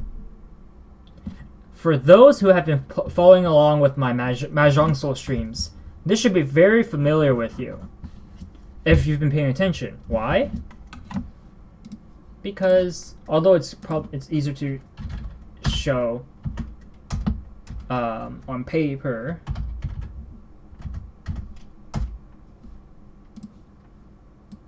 there's so much space between. But these are the mon tiles from Mahjong. Ichiman, Niman, Sanman.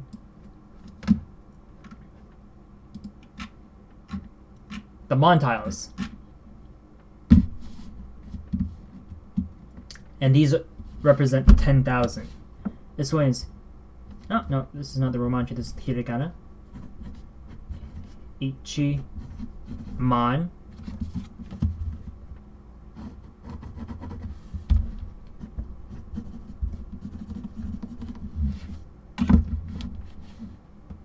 Ichiman. Now think back to our hiragana once again. Does the ma character or the M set ever take a dakuten of any sort? A tenten, the little tenten here, the little circle here. Does it? No. There is no dakuten. There's no way to change man, the pronunciation. And there is none for pronouncing things either. So what it's simply number and then man. They're all just man. Niman, 20,000. Sanman, 30,000. Yonman, 40,000. Goman, 50,000. Rokuman, 60,000. Nanaman, 70,000. Hachiman, 80,000. Qman, 90,000. Is there a counter for 100,000? No, actually. No specific one like we do with 100,000, 10,000. We just say Juman. And then we reuse the Hakyu. Hyakuman. That is 1 million. So instead of showing that on my notebook here, let's go back to the English keyboard. 1 million.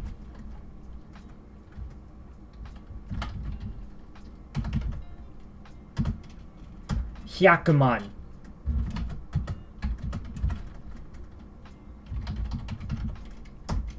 Hyakuman.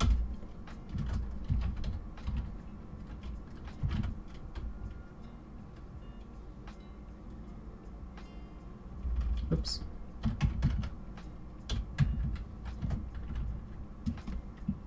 So I split the Romaji up here to make it easier to read. Hyaku, as we've learned earlier. Hyaku, 100. And then man, 10,000. 110,000s makes a million.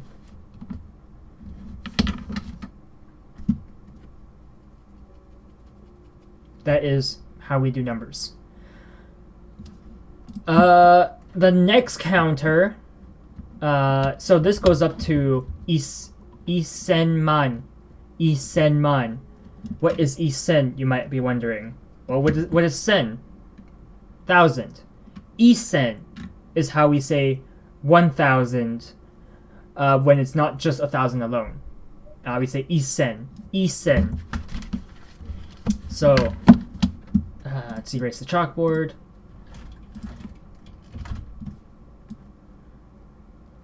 Mr. Sanman, bring me a dream. Make him the cutest that I've ever seen.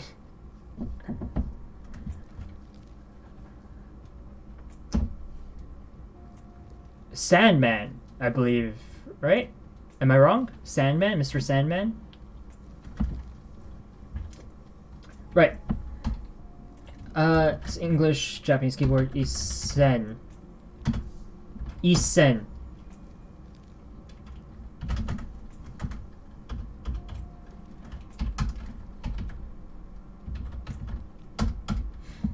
So we have the kanji on the left, hiragana on the right, the romaji below it. Isen. This just means 1,000. Instead of saying sen, which is assumed as 1,000 normally, you can say isen to say 1,000 as well. So we can say isenman, isenman, isenman, isenman.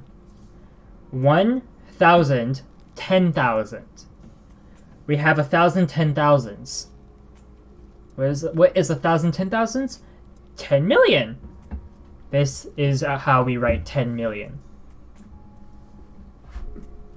For English speakers, it might seem very convoluted and confusing. It's like, what? Why? Huh?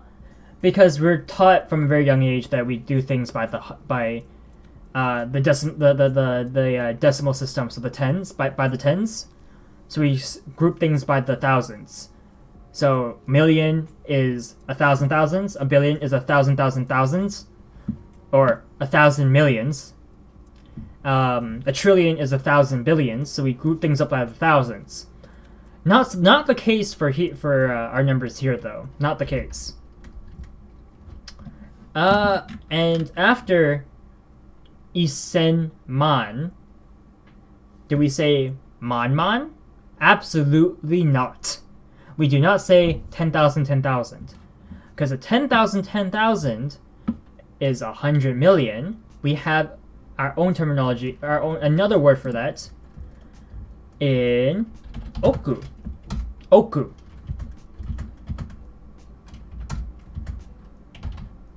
Oku. So this much more complicated looking kanji.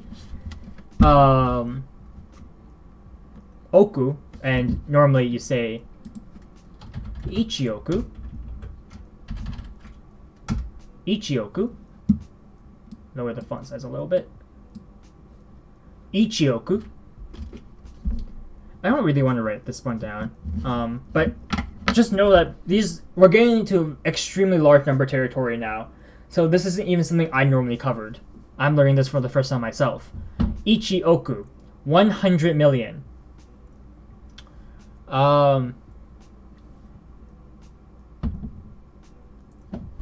Juoku, 10 100 millions, which means a billion. Juoku is a billion in English. Hyakuoku, hyakuoku. So this one might sound weird to some people, especially after we've had all these patterns and irregularities, exceptions that makes pronunciation much more fluid and flowing better. Suddenly we're given hyaku oku.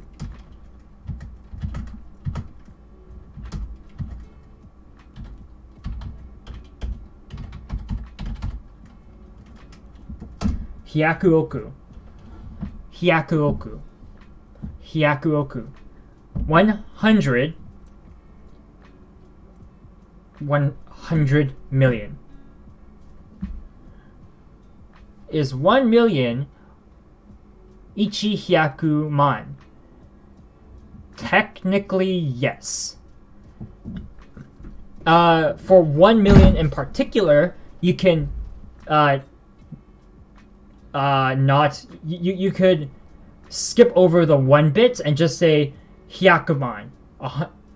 Hyakuman, 110,000.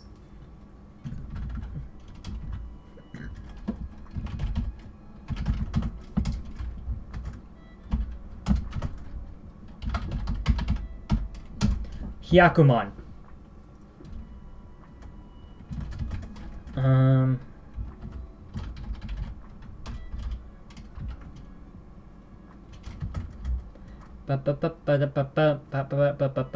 Ichioku is 100 million. Hyakuoku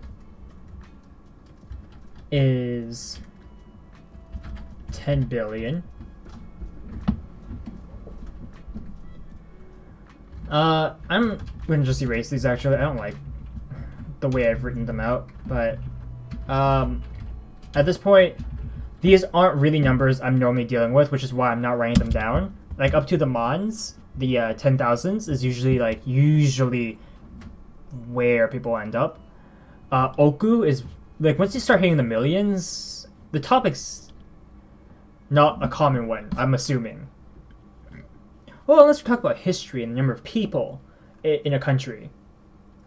Geography, history, but that's not really something I'm going to be covering. I'm not a historical person. I'm not a historian. I'm not a geologist. I'm not someone that studies geography either, so I'm terrible with directions and maps and stuff, so yeah, not something I'm going to be covering.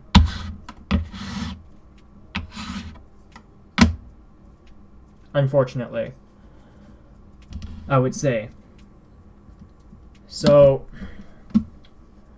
we have Ichi Oku, and then Ju Oku for a billion. We have Hyaku Oku, which is a bit of a mouthful, which is 10 billion. And then we have finally Isen Oku, which is 100 billion.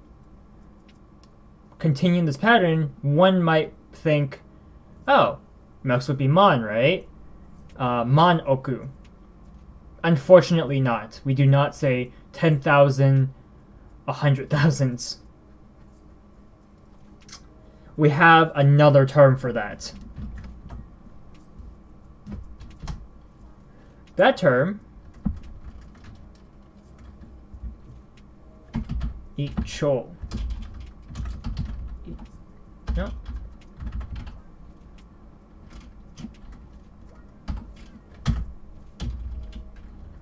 How do I write this out properly?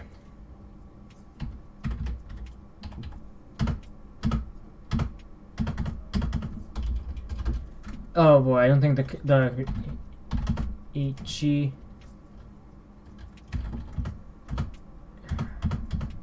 Can't find it.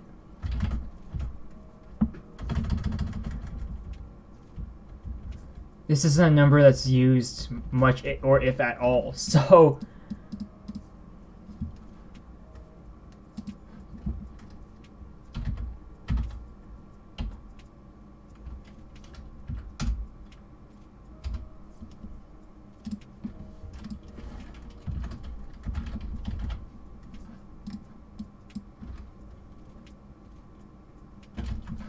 all right.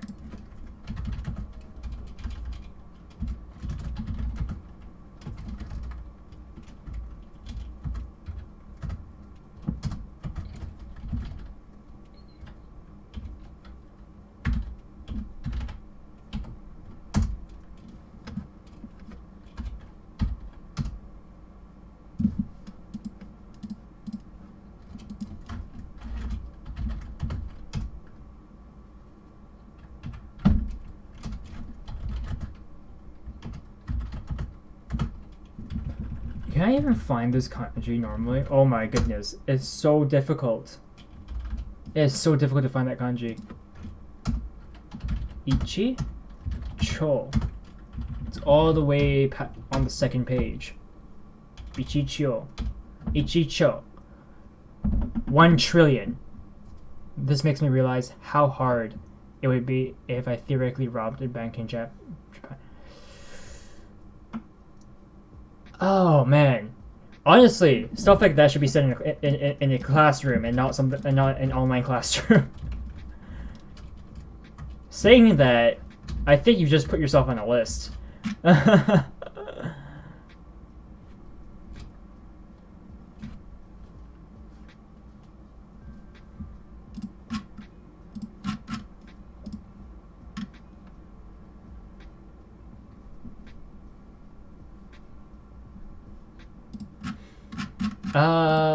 But yeah.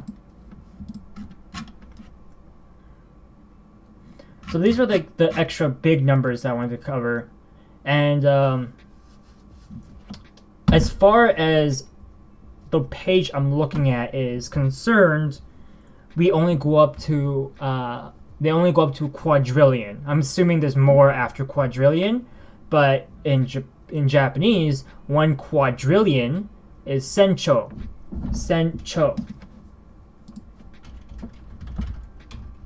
Sen, 1,000, cho.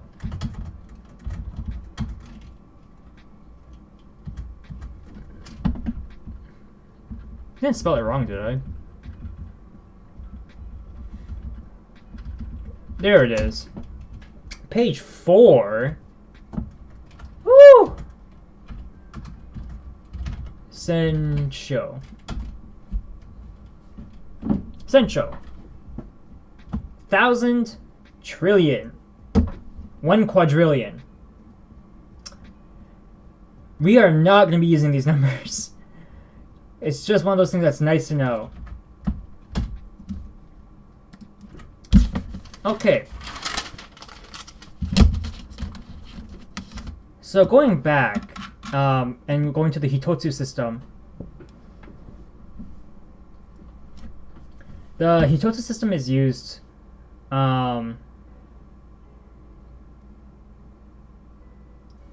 when counting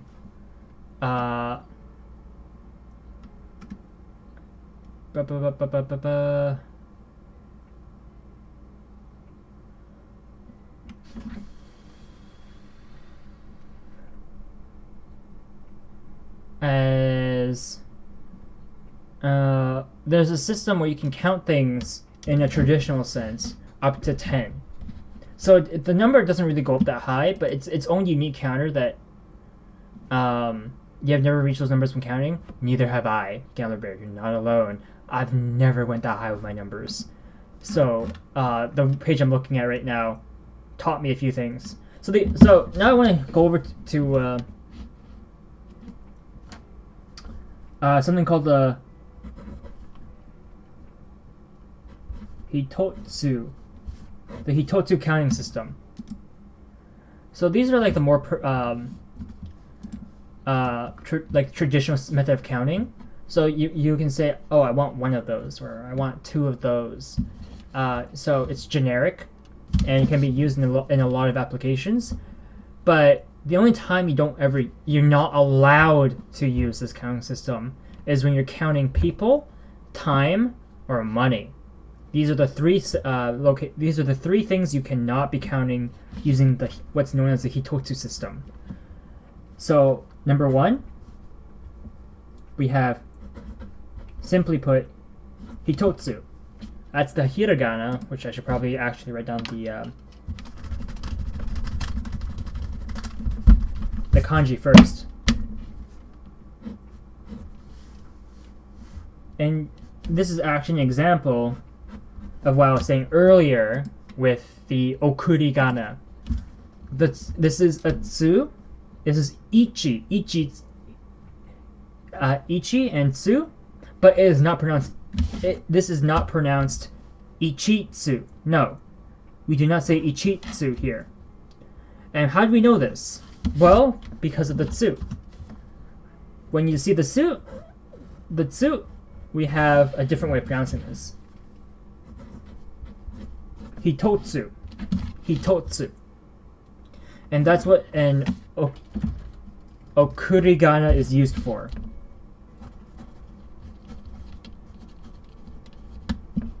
The tsu in this case is acting as the okurigana, which allows us to know, oh, this is how you pronounce that kanji. Normally, when we see just the itsu here by itself, we think, oh, itsu. But in this case, it's hitotsu. Hitotsu. Now we have ni-tsu. No. Futatsu. Fu? It's really light.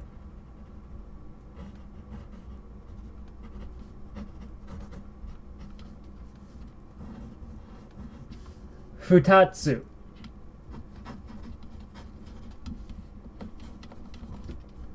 Futatsu. That's the counter for 2.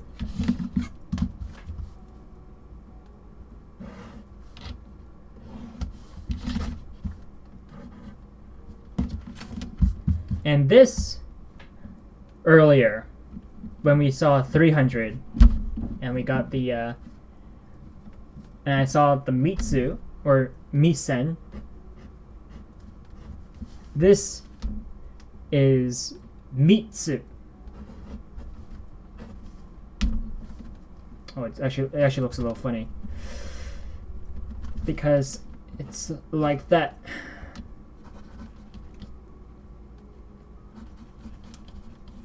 Remember when you double up on a consonant for the tsu here, mitsu, and it's pronounced mitsu, not mitsu. Mitsu. There's a pause.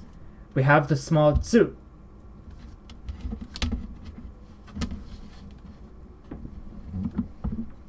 Tonkatsu?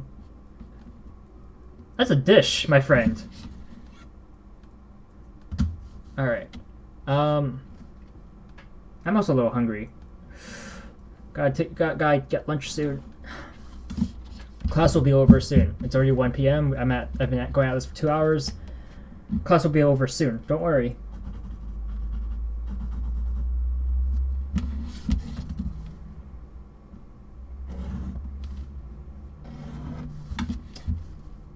Now we have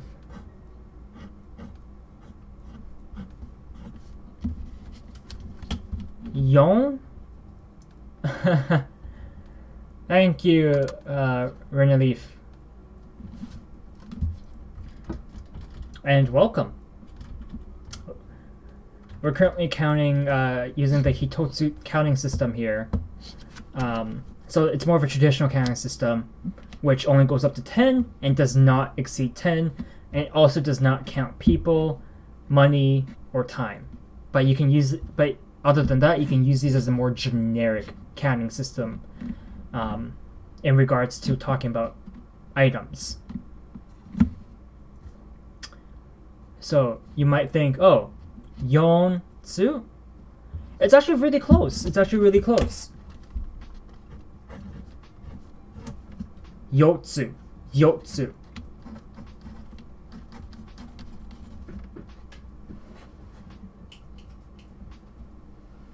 Very, very close. It's not yonsu, yotsu. As always, the little tsu character is there.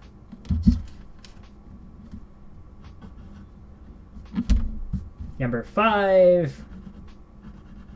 Remember. For 5, the stroke order, as I keep saying stroke order matters. I've developed a bad habit with my stroke order. I strongly believe you do that with the stroke order, so top like that, but I've drilled in myself like this, like that, and then like that. So try not to copy me. I think I believe that the stroke order is the bottom stroke last, but at the end of the day, arguably whatever works for you. Results the same. So this one is not Gotsu, probably the biggest departure from all of these. It is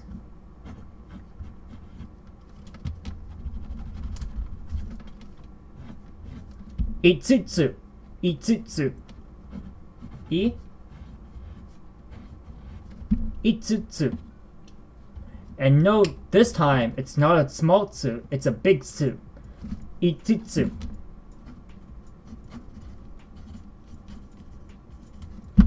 We are not repeating or doubling up on a consonant letter here. We're literally repeating the tsu. 5つ, 5つ. That is 5.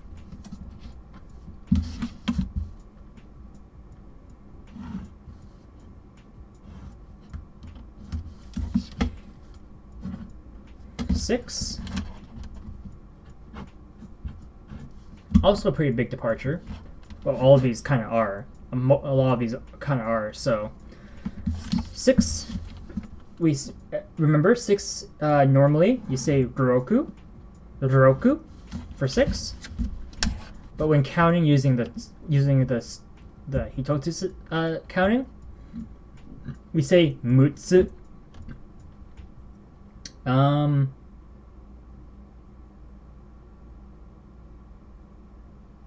Mu. Is it mu like? No, it's ne. I'm.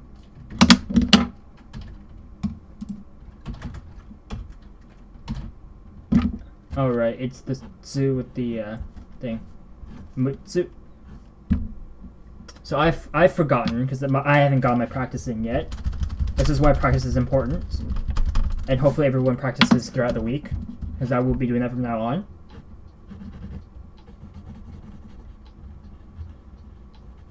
So remember, you it starts off with looks like a su character, but you hook it backwards and you add a little. Oh, it looks connected there. It's not connected. You add a little. Not dot, but like a line, a dash kind of at the very tip. It's not really going too well, but it's like that where. Let me redraw this. I don't like what I just drew. Or what I just wrote.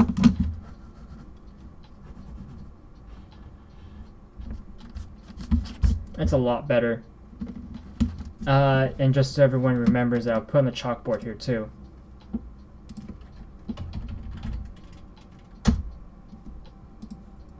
Mutsu.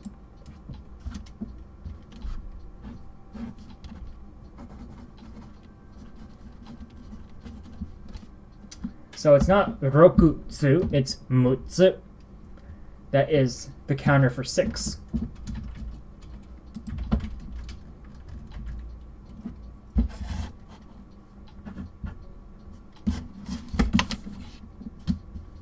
Seven might be everyone's favorite number, especially for counting, because what you see is what you get with number 7. So remember, 7. I mean, to make it easier for people to understand, you can do like the hook if you want. So it's not curved. It's like a flat line down below. You can add a little hook at the end to make it a lot easier to tell. So we know nana, 7, right? Tsu. And you're thinking, oh, so how does this change from what we know? Plot twist, it doesn't.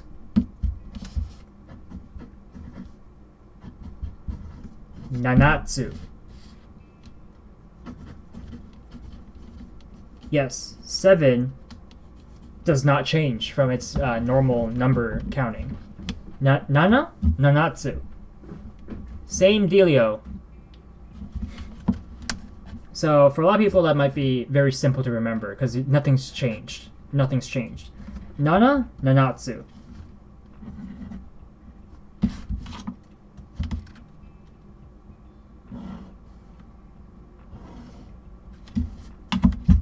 Number 8.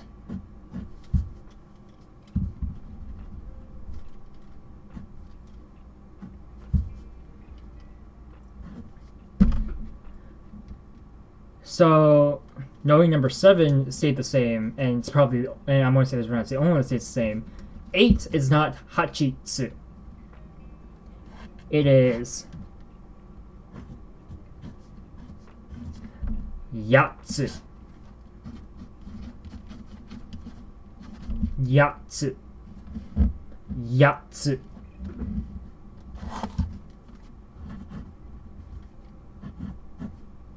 Number 9. We know number 9 is pronounced normally Q, but it's not cutesy. And actually, I don't think many people will ever guess this one. Koko no tsu. Koko no tsu. That is number 9. Koko no tsu. Number 10. And it's just number 10, by the way. There's no tsu. You don't accompany 10 with tsu, but it is still part of the traditional numerals counting system.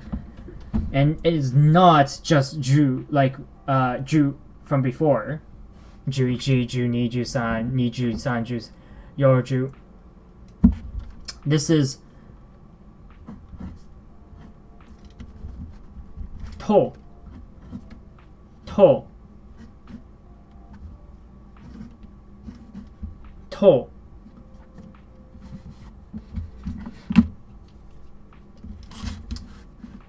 So going back, we have hitotsu, futatsu, mitsu, yotsu, itsutsu, mutsu, nanatsu, yatsu, kokonotsu, to.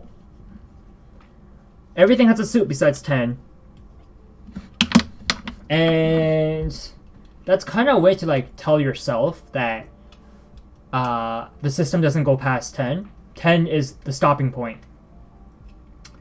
So an example is when you're going out shopping and you see like a cute notebook or a cute pen, and you want 3 of them. You'd ask for 3 pens.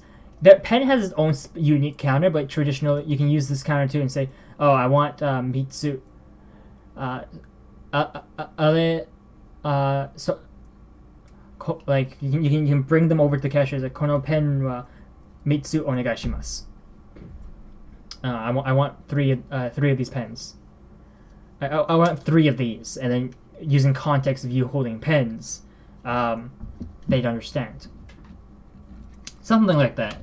I know my example isn't probably great. It's probably not right. Some things nuanced might be wrong, but that's the idea. So this is the hitotsu counting system. So do know that when you see a tsu next to a number from 1 to 9, it is the hitotsu counting system. And then 10 absolutely is going to be through context that you will learn what it means, whether it is to or ju.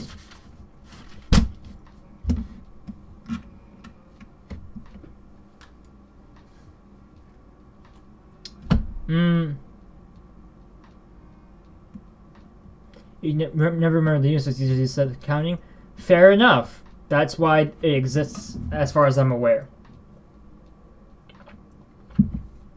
Once we start using counters more often, you'll probably start remembering them easier. So let's... I'm going to go through...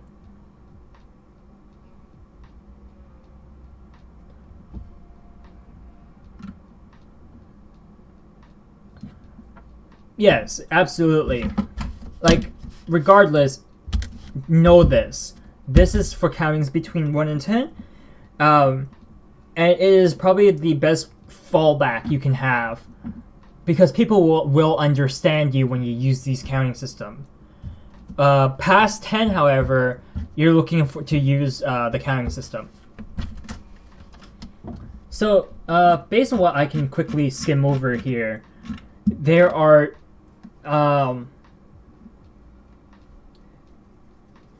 6 frequently used counting words. Welcome, Daryl! We're currently going over counting words. We just went over the hitotsu system. So the traditional numeral system is what it's also known as.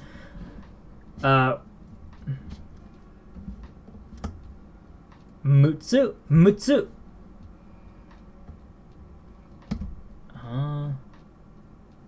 Is 6.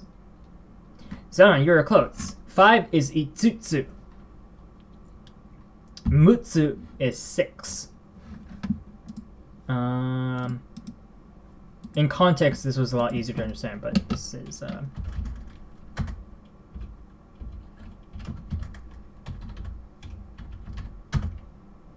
Mutsu.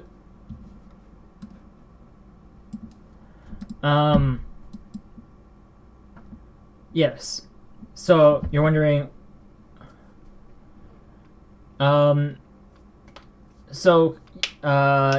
With the numbers using the traditional numerals, this applies for almost. It's like a blanket counting system where it counts over every counting system. It works for everything except for people, time, and money. So you can use this Hitotsu counting system for everything out there, like number of rulers, number of erasers, number of pens, numbers of little booklets. You can use these all for this, and people will understand you. Using, Daryl,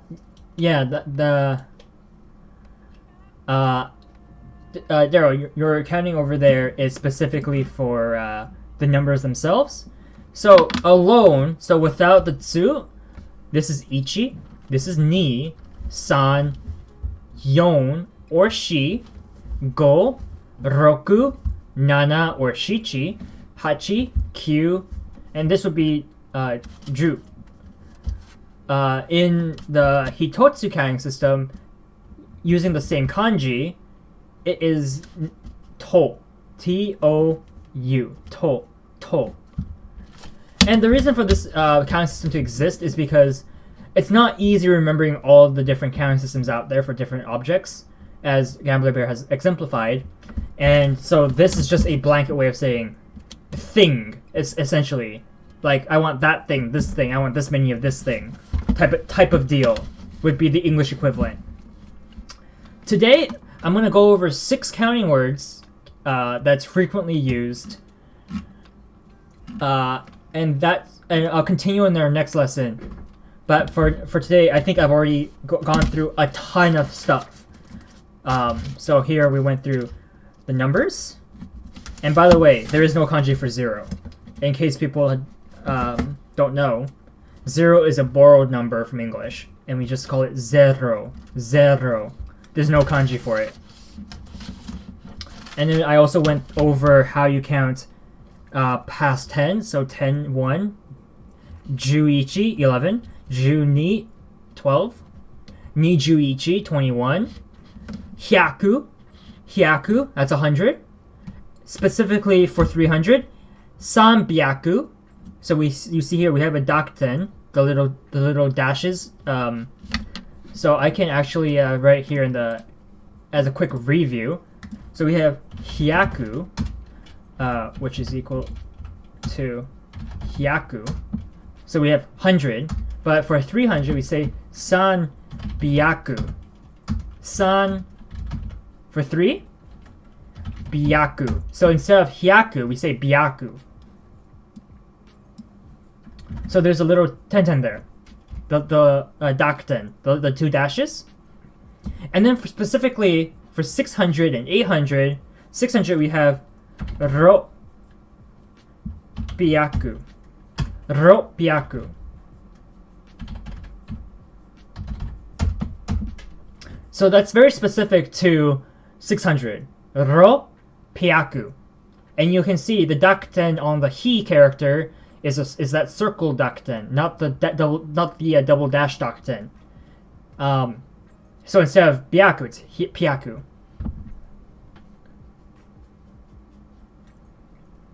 And then for 800, it is ha pyaku. Ha pyaku. Ha pyaku. So it's following the pyaku way. Afterwards, we went into other things like 1,000 sen.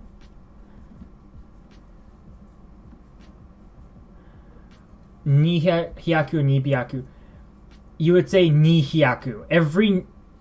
It's very formulaic. So you have hyaku, ni hyaku. I just want to highlight the exceptions here. San byaku. But for everything else, it's normal. So 4, yon hyaku. 500, go hyaku. But for 600, it's ro pyaku. For 800, it is ha pyaku. But for 700, for example, it is nana hyaku. 900, kyu hyaku. So you have the 9 and then the 100. And it's the same thing for the thousands, by the way. For sen, isen is also sen, by the way. Isen, but you can omit the 1 in most cases if you're referring to only 1,000 of something. 2,000, ni sen. 2,000. You just have the ni in front of the sen, ni sen. But an exception to this is 3,000, san zen. And here's a way to understand, to make it easier for yourself. Notice the dakuten that's placed. It is the double dash. Notice up here, 300. What's on the he character? The double dash. Alright. Knowing this pattern and train of thought, do we have a circle dakuten for the set character here in hiragana? No. In Japanese, only the he has 2 different dakutens. And that's to show the he, b, and p. So the 3 different pronunciations with the different dakutens on here. Every other character either has only the double dash or none at all. Like the ma character here, which is man. In Japanese, ichi man, 10,000. They have a character specifically talking about the 10,000s. Whereas in English, we just call it 10,000. Because in English, we like to group things into thousands.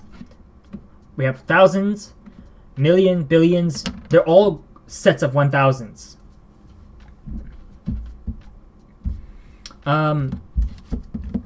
So for se, like sen, we can say zen. So that follows through. But what about man? Do we have a dakuten for ma? For man? No, there is none. Going back to our alphabet, that we don't have a dakuten for the ma set. So it's just simple. Ichiman, niman, sanman, yoman, goman, rokuman, etc., etc. So that gets pretty easy. So that's kind of what we covered with those numbers. And then we had the whole counting system here. Now, one of the I feel like the most important part about learning language is that learning the exceptions and the slangs. Slang and shortened versions come with experience of using the language and talking to people. In my opinion, I don't want to teach slang because that's not slang as it is already very unique to a language, and it changes often, so it's hard to teach. Exceptions exists for a variety of reasons.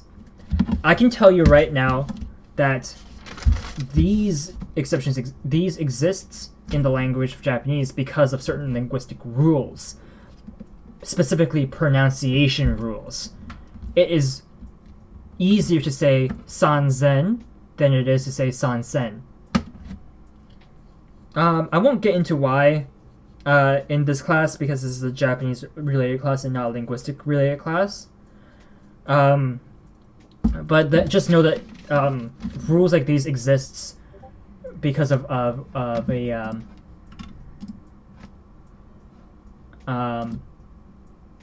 linguistic reason, whereas other exceptions, like actual exceptions to rules, will exist due to frequency of use. Like in the Romance languages with conjugations in like French, Spanish, Italian, even English, exceptions and odd ones out exist because of how frequent people use. That's why we have irregular verbs. They're irregular because people use them so frequently that naturally assumed if you speak the language, you know it by heart, just because how often you use it. Okay, so let's go over the first frequently used counter word.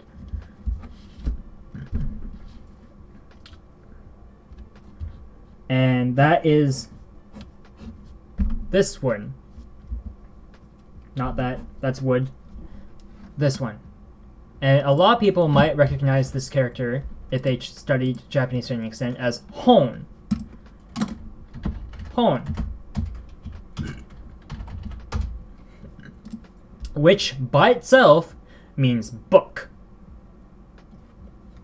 This is the kanji for book. We pronounce this 3 different ways, mind you. Hon, pon, bon. And you're wondering, say, what? Why? Why is there 3? Well, again, we're going back to the alphabet here. The H section, if I want to go back to my notes here, as you can see, we have ha, hi, fu, he, ho. Ha, hi, fu, he, ho. But we also have ba, bi, bu, be, bo. And that's using the 2 dash docten. And then we have the third one, pa, pi, pu, pe, po, which is using the circle docten. So we have 2 sets of doctens for the ha's. And the reason why is just simply try pronouncing ha, ba, pa. To say ba or pa, it's very close to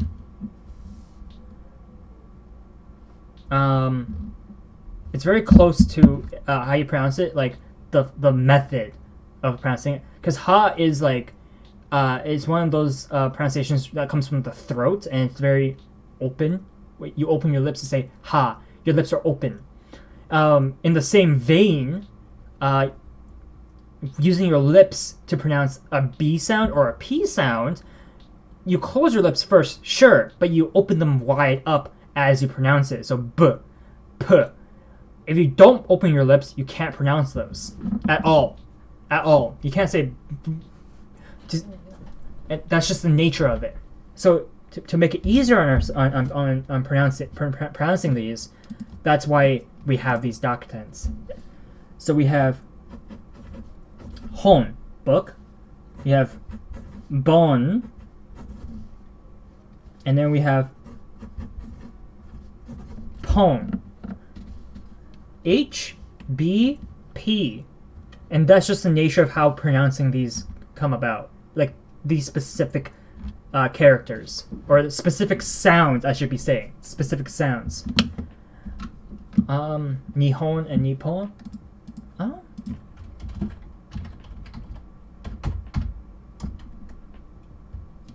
Yeah. Yeah.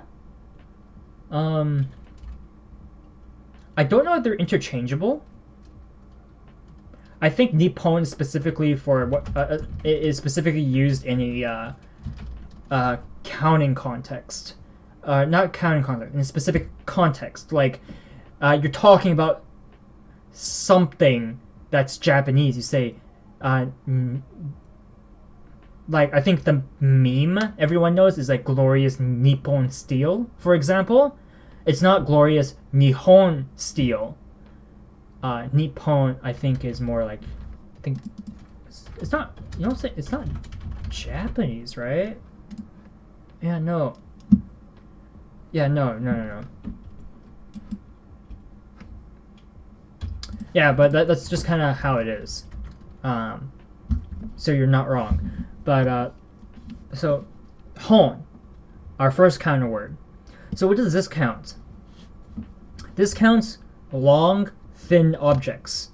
Examples: rivers, roads, train tracks, ties, pencils, even bottles, guitars. Also, metaphorically, telephone calls, trains or bus routes, movies. Not all movies, by the way, mind you, not always movies, but it can be for movies. Points or bonds or bounds in sports events. So that's where, but I'm not gonna. That's a lot of stuff it counts, but just know that.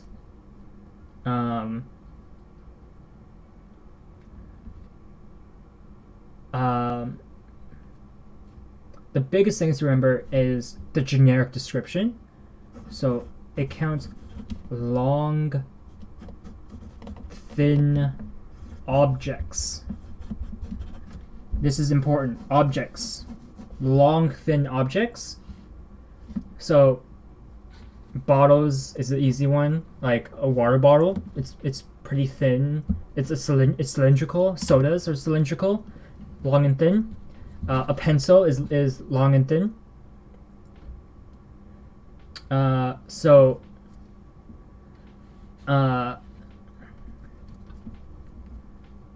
let's see. If I want to say, as an example,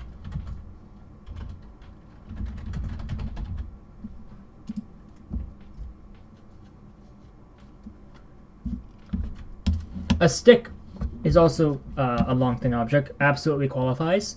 So let's say we wanted 3 pencils. Well, first we gotta learn what pencil, how you write pencil, yes? Pencil is in Japanese enpitsu. Enpitsu. Enpitsu.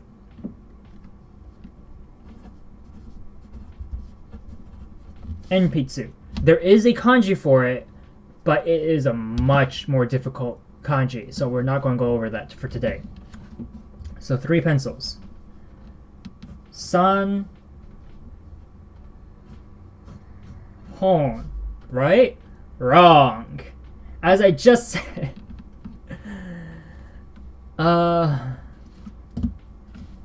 We have our own counting system here. But why is it pronounced Mitsumoto? I thought moto was a different counter.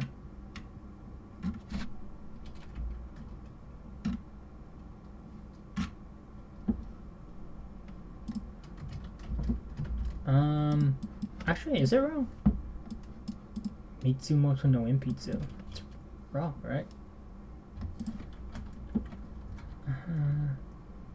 Japanese counter.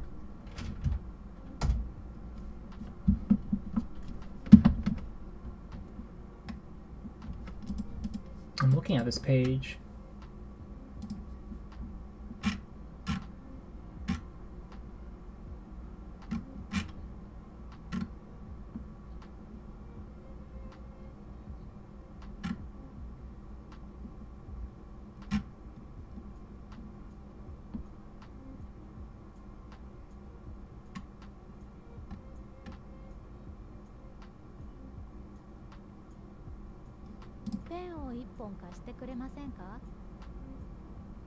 Okay, that's a very good example.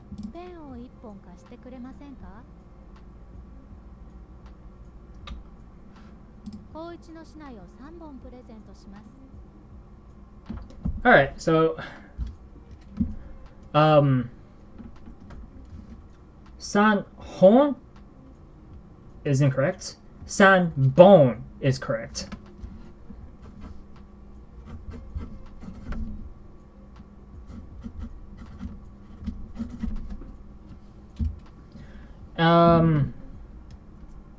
So right now I found a site where it's telling me exactly, and in this case, we'll give away 3 of Koichi's bamboo swords. If you want to listen to it again, it's very fast. Koichi no shinai o 3本 presento shimasu. Present is being used as a verb to give away. We had one here is, could you lend me one of your pens? れませんか？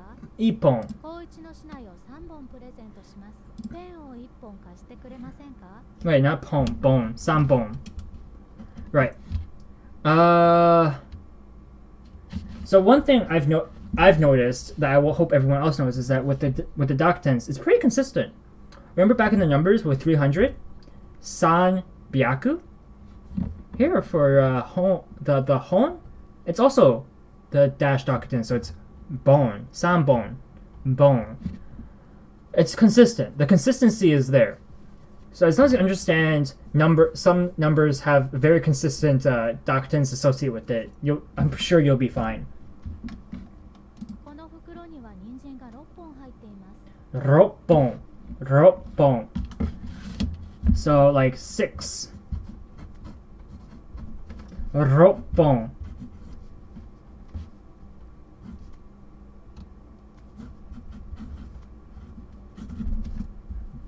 I believe that's how I do it, right?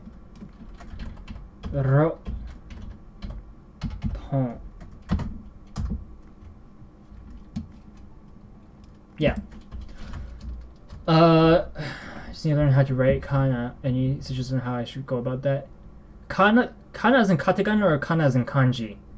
Kanji, you do what I'm doing right now, and try to slowly go through them as you come across them, because kanji is one of those things where you're not gonna know how to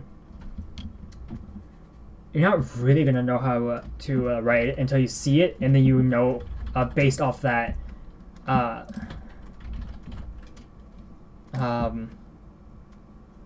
it's spelt. I mean, I don't know how many people.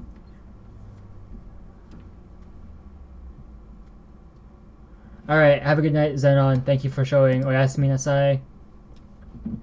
I can read perfectly fine, but it's memory based, so I can't think of it myself. Oh, I was saying kana as in hiragana and katakana. Ah! I mean, that's kind of what episode 1 was, which was hiragana stuff. So I'll probably make that easier for everyone to see. Just kind of what I did. Iu o kakikuke ko sashi tsu shi su se so tachi tsu te to nani nu ne no, and so on and so forth, all the way to the end. And then you move on to the katakana. And then you rinse and repeat. Because as for a language, there's no going around that. There's no going around that. It's the alphabet. It's like trying to learn English, but you don't know your ABCs. How would you spell anything in English if you don't know your ABCs? Right? That's just how that is. And there's honestly no way around that.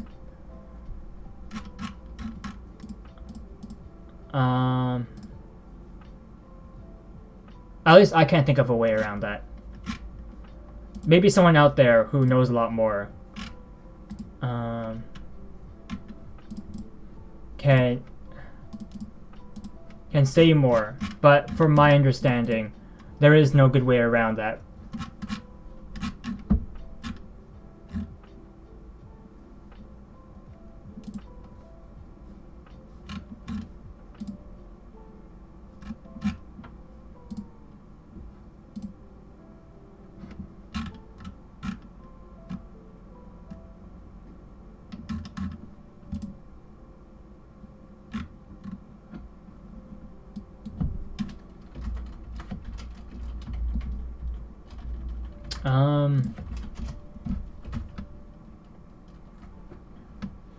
I just wanna, like, in terms of like kanji, for example, because since was already on this topic, I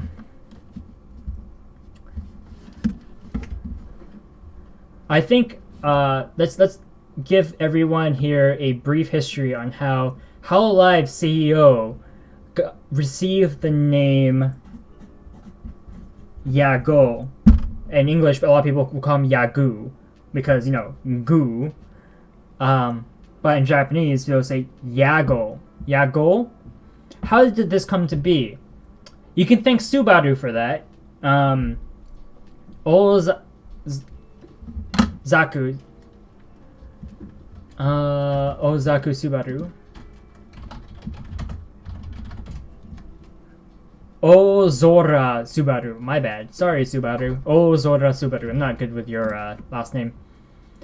I have access to materials if I want to use them. Since today I've been going over just numbers. It's not that bad. So just an example of how Yago came to be from Tanigo Motoaki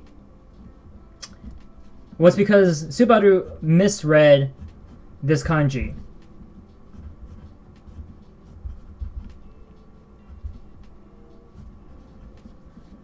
So we have two kanjis here. It's really small, huh? Make it bigger.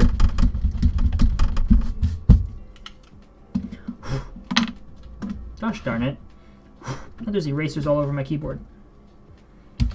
So, his name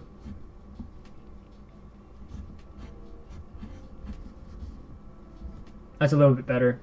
But it's not really right.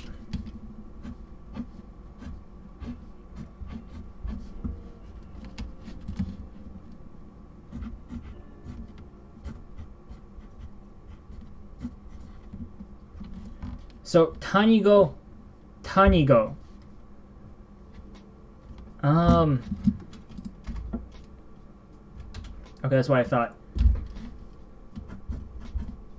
Tanigo. So these are this is how you pronounce his last name, Tanigo. This is his surname, Tanigo, and then you have Motoaki, which is his first name, Tanigo Motoaki. Here's the thing. Subaru wrote this as Yago. Yago. She pronounced this as Ya. So Ya instead of Tani. Hence Tanigo. Which it kind of stuck after that. But that's the thing about kanji. It's hard to know until you start reading, until you come across it, and then you're told how it's pronounced.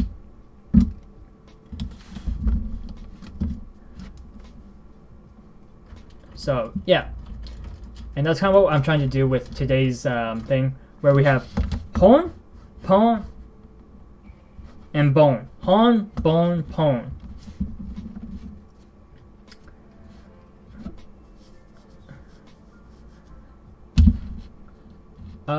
Am I going to go over this today? Probably not. But right. So remember for hon, the counter hon, which is using the kanji for book, you do not use this to count books. Do not attempt to count a book using the hon counter, because books are not long thin objects. We have a different counter for them, and it's called, ours right here, Satsu. Satsu.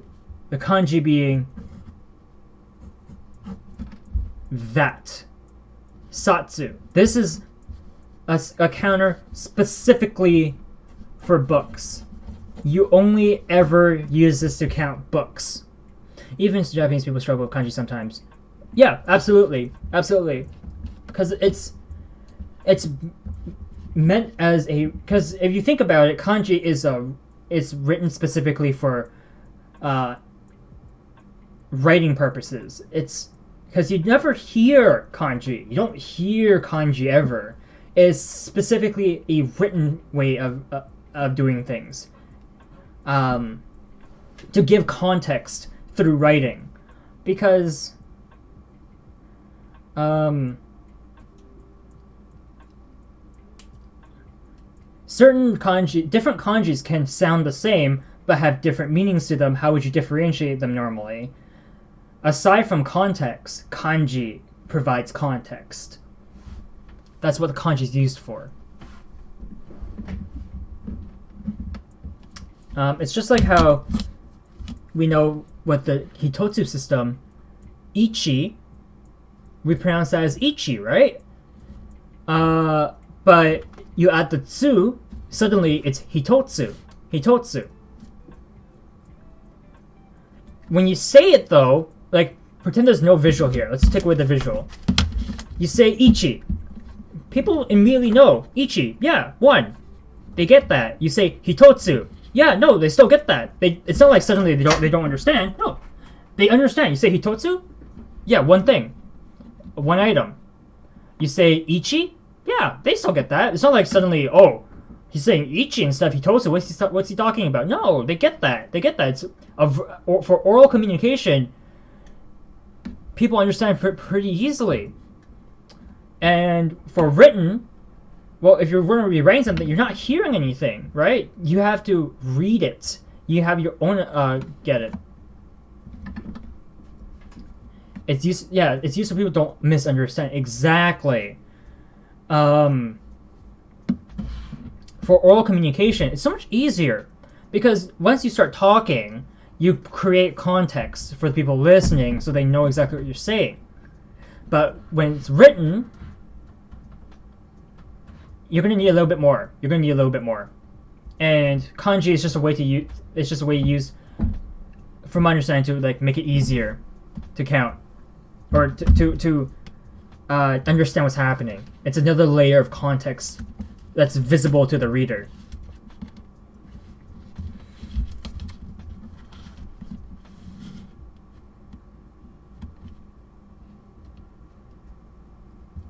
Okay. So, I think the next counter I want to do, so we don't cluster the last page, it is ko. Ko.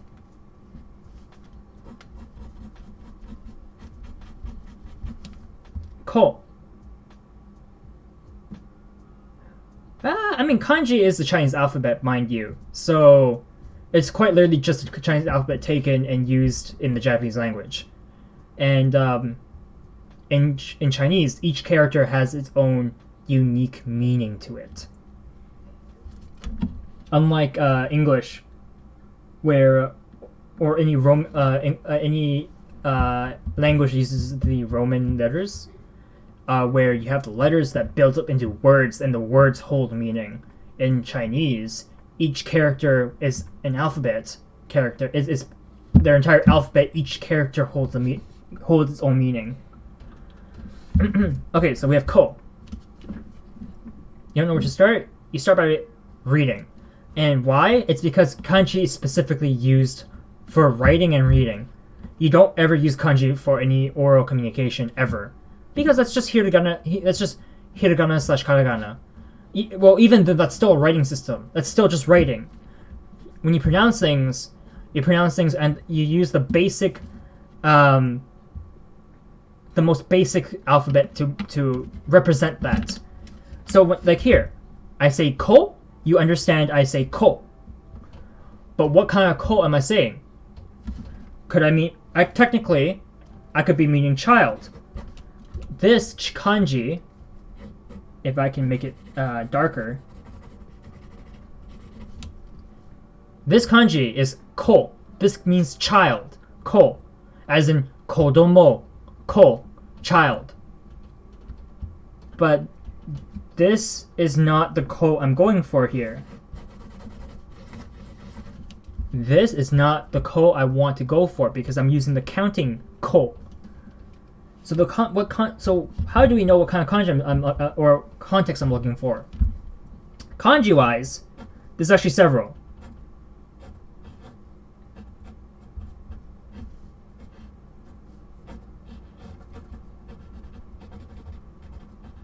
So this is one of them.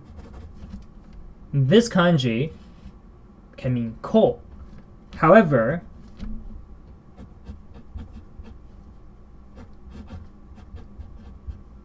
you could also write it like this. So instead of having the thing on the side, you have a thing at the top.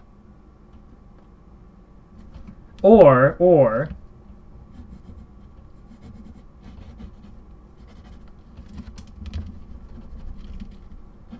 you write it like this. This also means ko. Or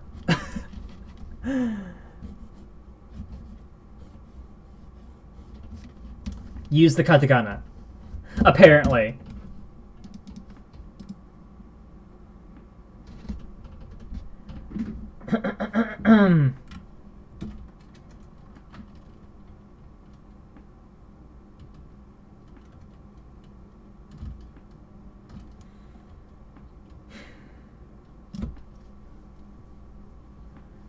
But, so, I don't want to get too much into this one. Please not use this one. Why? Because this is not ke. This may be the katakana for ke, but in its context as a counter, it is used as ka. And what is ka? And what is this ke that's pronounced ka in this context? It is an abbreviation. Abbreviation for what, you might be asking? This, the top half of this character, or the side bit of this character. So these two bits over here, this is used as an abbreviation for these two bits. Whereas the right side, it's consistent between the two. It is, you can substitute that completely out of there.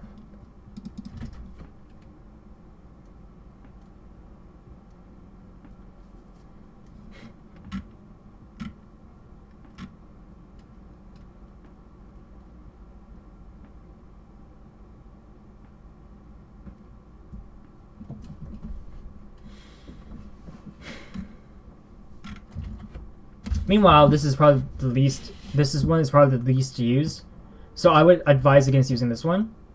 This one actually, I've made a mistake. You can use this one just fine, as long as you understand this is an abbreviation of these two. This one I can't get too much information about, so I'm just gonna say don't use this one.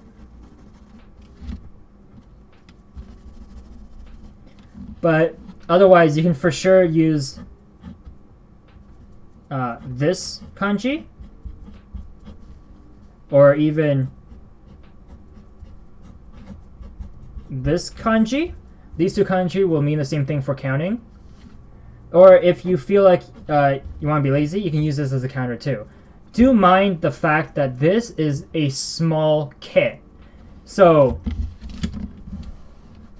the example I found here is when we're counting for, let's see, here it says, so the ko counter,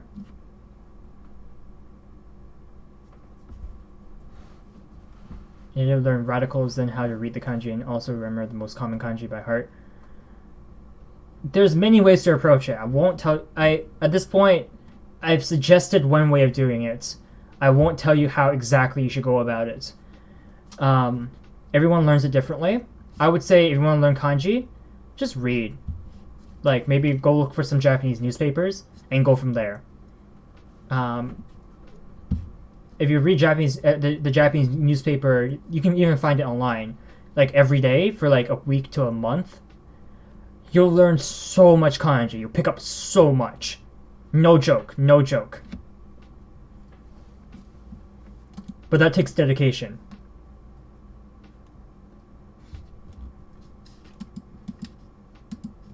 So the ko counter here, it's used frequently, and it implies that the item is small and or round.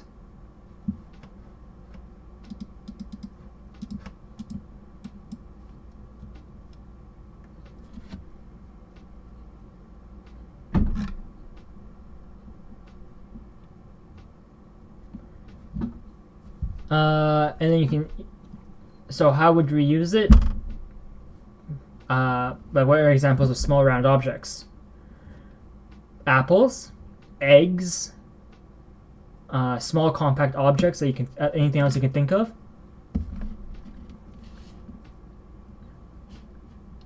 So let's go with one small object. We pronounce this as iko, iko.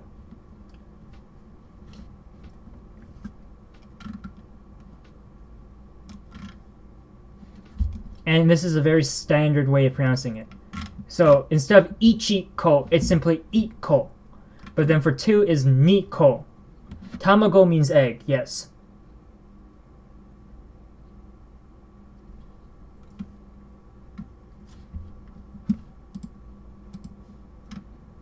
Three is sanko, so we're going back to our numbers. Ichi, ni, san. But instead of ichiko, it's iko. Ni.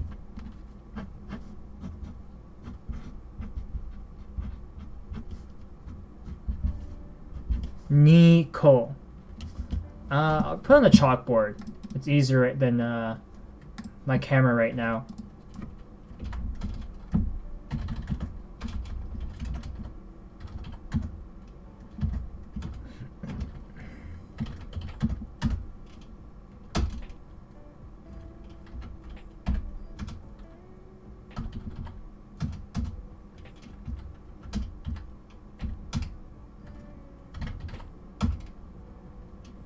So there we have it. And it just keeps going. Sanko, yonko, go-ko. The next slightly irregular one that follows the same pattern as 1 is ro-ko.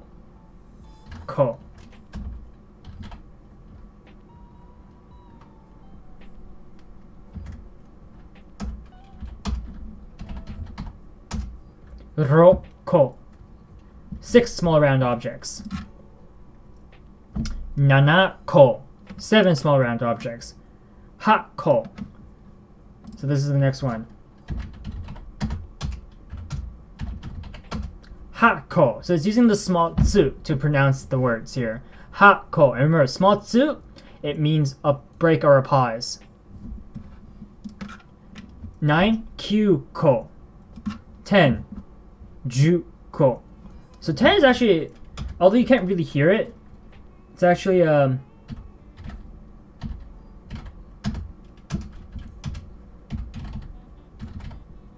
like that. There is still a small tsu there. So there's all these little breaks in this counting system here.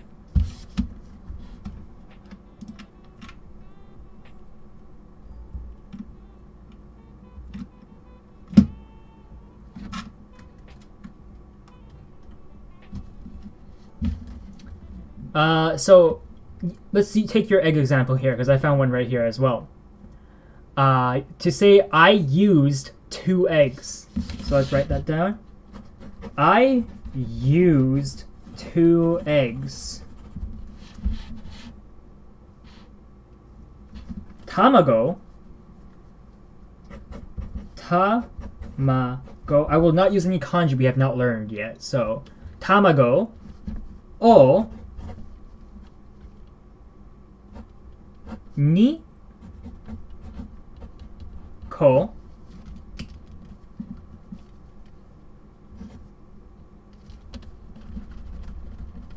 so we can see that tamago o, so this is a particle and it's used it's used before you want to use your verb, or not before, it is used after the object or subject, no, the object to which you want a verb or describe something. So we're talking about eggs right now. So tamago o niko tsu ka I mashita. So mashita is the past tense part, past tense ending particle. So instead of masu, which is present tense, masu, the tsu here gets turned into mashita. And then tsukai, to use 2 eggs.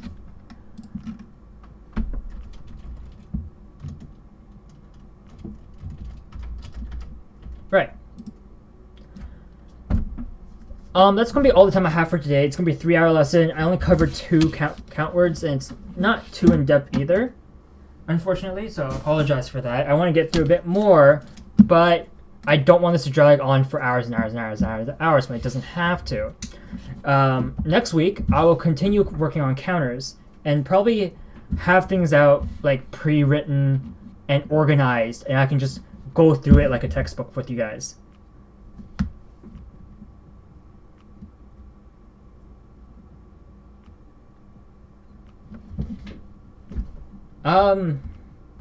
It is what it is correct. It's grammatically correct, yes. But I believe, what is it?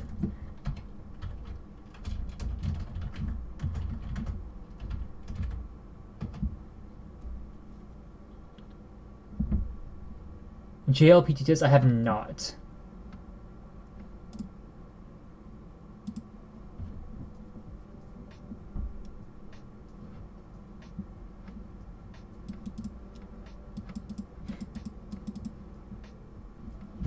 Okay, so I had to double check this because although you might think it's what it's is grammatically correct in English, it is actually not. I had to double check this because I was pretty sure that wasn't grammatically correct. So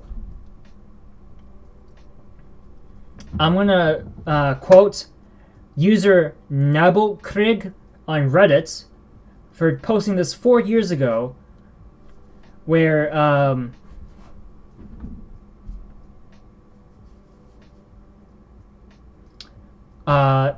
where they explain in great detail why this is the case. So they say no to the question of can it is what it is be shortened to it's what it's. The form apostrophe s representing either has or is, along with the apostrophe m for am, apostrophe re for are, apostrophe ve for have, apostrophe ll for will, and apostrophe d for had or would, are called clitics, and they are a variant of what are known as weak form of verbs, which are pronunciations of words like a, have, from, you, etc., about 50 in total, and have a reduced vowel, such as schwa. For people who don't know, schwa is the upside down e symbol, and it's used when you reduced the stress on a vowel in a word. In the discussion of weak and strong forms, Cambridge Grammar of the English language points out that there are certain grammatical contexts that require strong forms, and one of those contexts is something called stranding, where the object of a phrase is preposed, moved before the phrase, is what preposed mean, by the way. These are examples they give of stranding which require strong forms. Who do you give it to? Who did you give it? To blank. To who did you give it? B. We'll help you if we can. C. They want me to resign, but I don't intend to. So in brackets, to. In each of these cases, the word in the brackets has a weak form, but it cannot be used in this context because its object has been stranded. Of course, in written English, there is no difference between weak and strong forms. It's only a spoken difference, but clitics are distinguished in written English, and the restrictions on weak forms also extends to clitics. There are additional restrictions on clitics, but they are not relevant to this discussion. So thus we can say that the second is in the sentence, it is what it cannot be reduced to either a weak form or to use a clitic because of the restrictions to strong forms in case of syntactic stranding. It is election day tomorrow, so I will be waking up early to vote. Good night. Alright, thank you for showing up, Gambler Bear. Have a wonderful night. I'm about to end the stream here. It's about 3 hours in. I think it's a good time to end. Have a good day tomorrow for your vote. Hope things end well for you. So, Thank you everyone for showing up. It's been a wonderful stream. I learned a lot. I researched a lot today. And I'm going to definitely be preparing a lot more for next week's class, as well as preparing a lot more for tomorrow's Spanish class. So for those who don't know, let me switch over to the main page. And we can see in my schedule. Hello, I just popped up over here.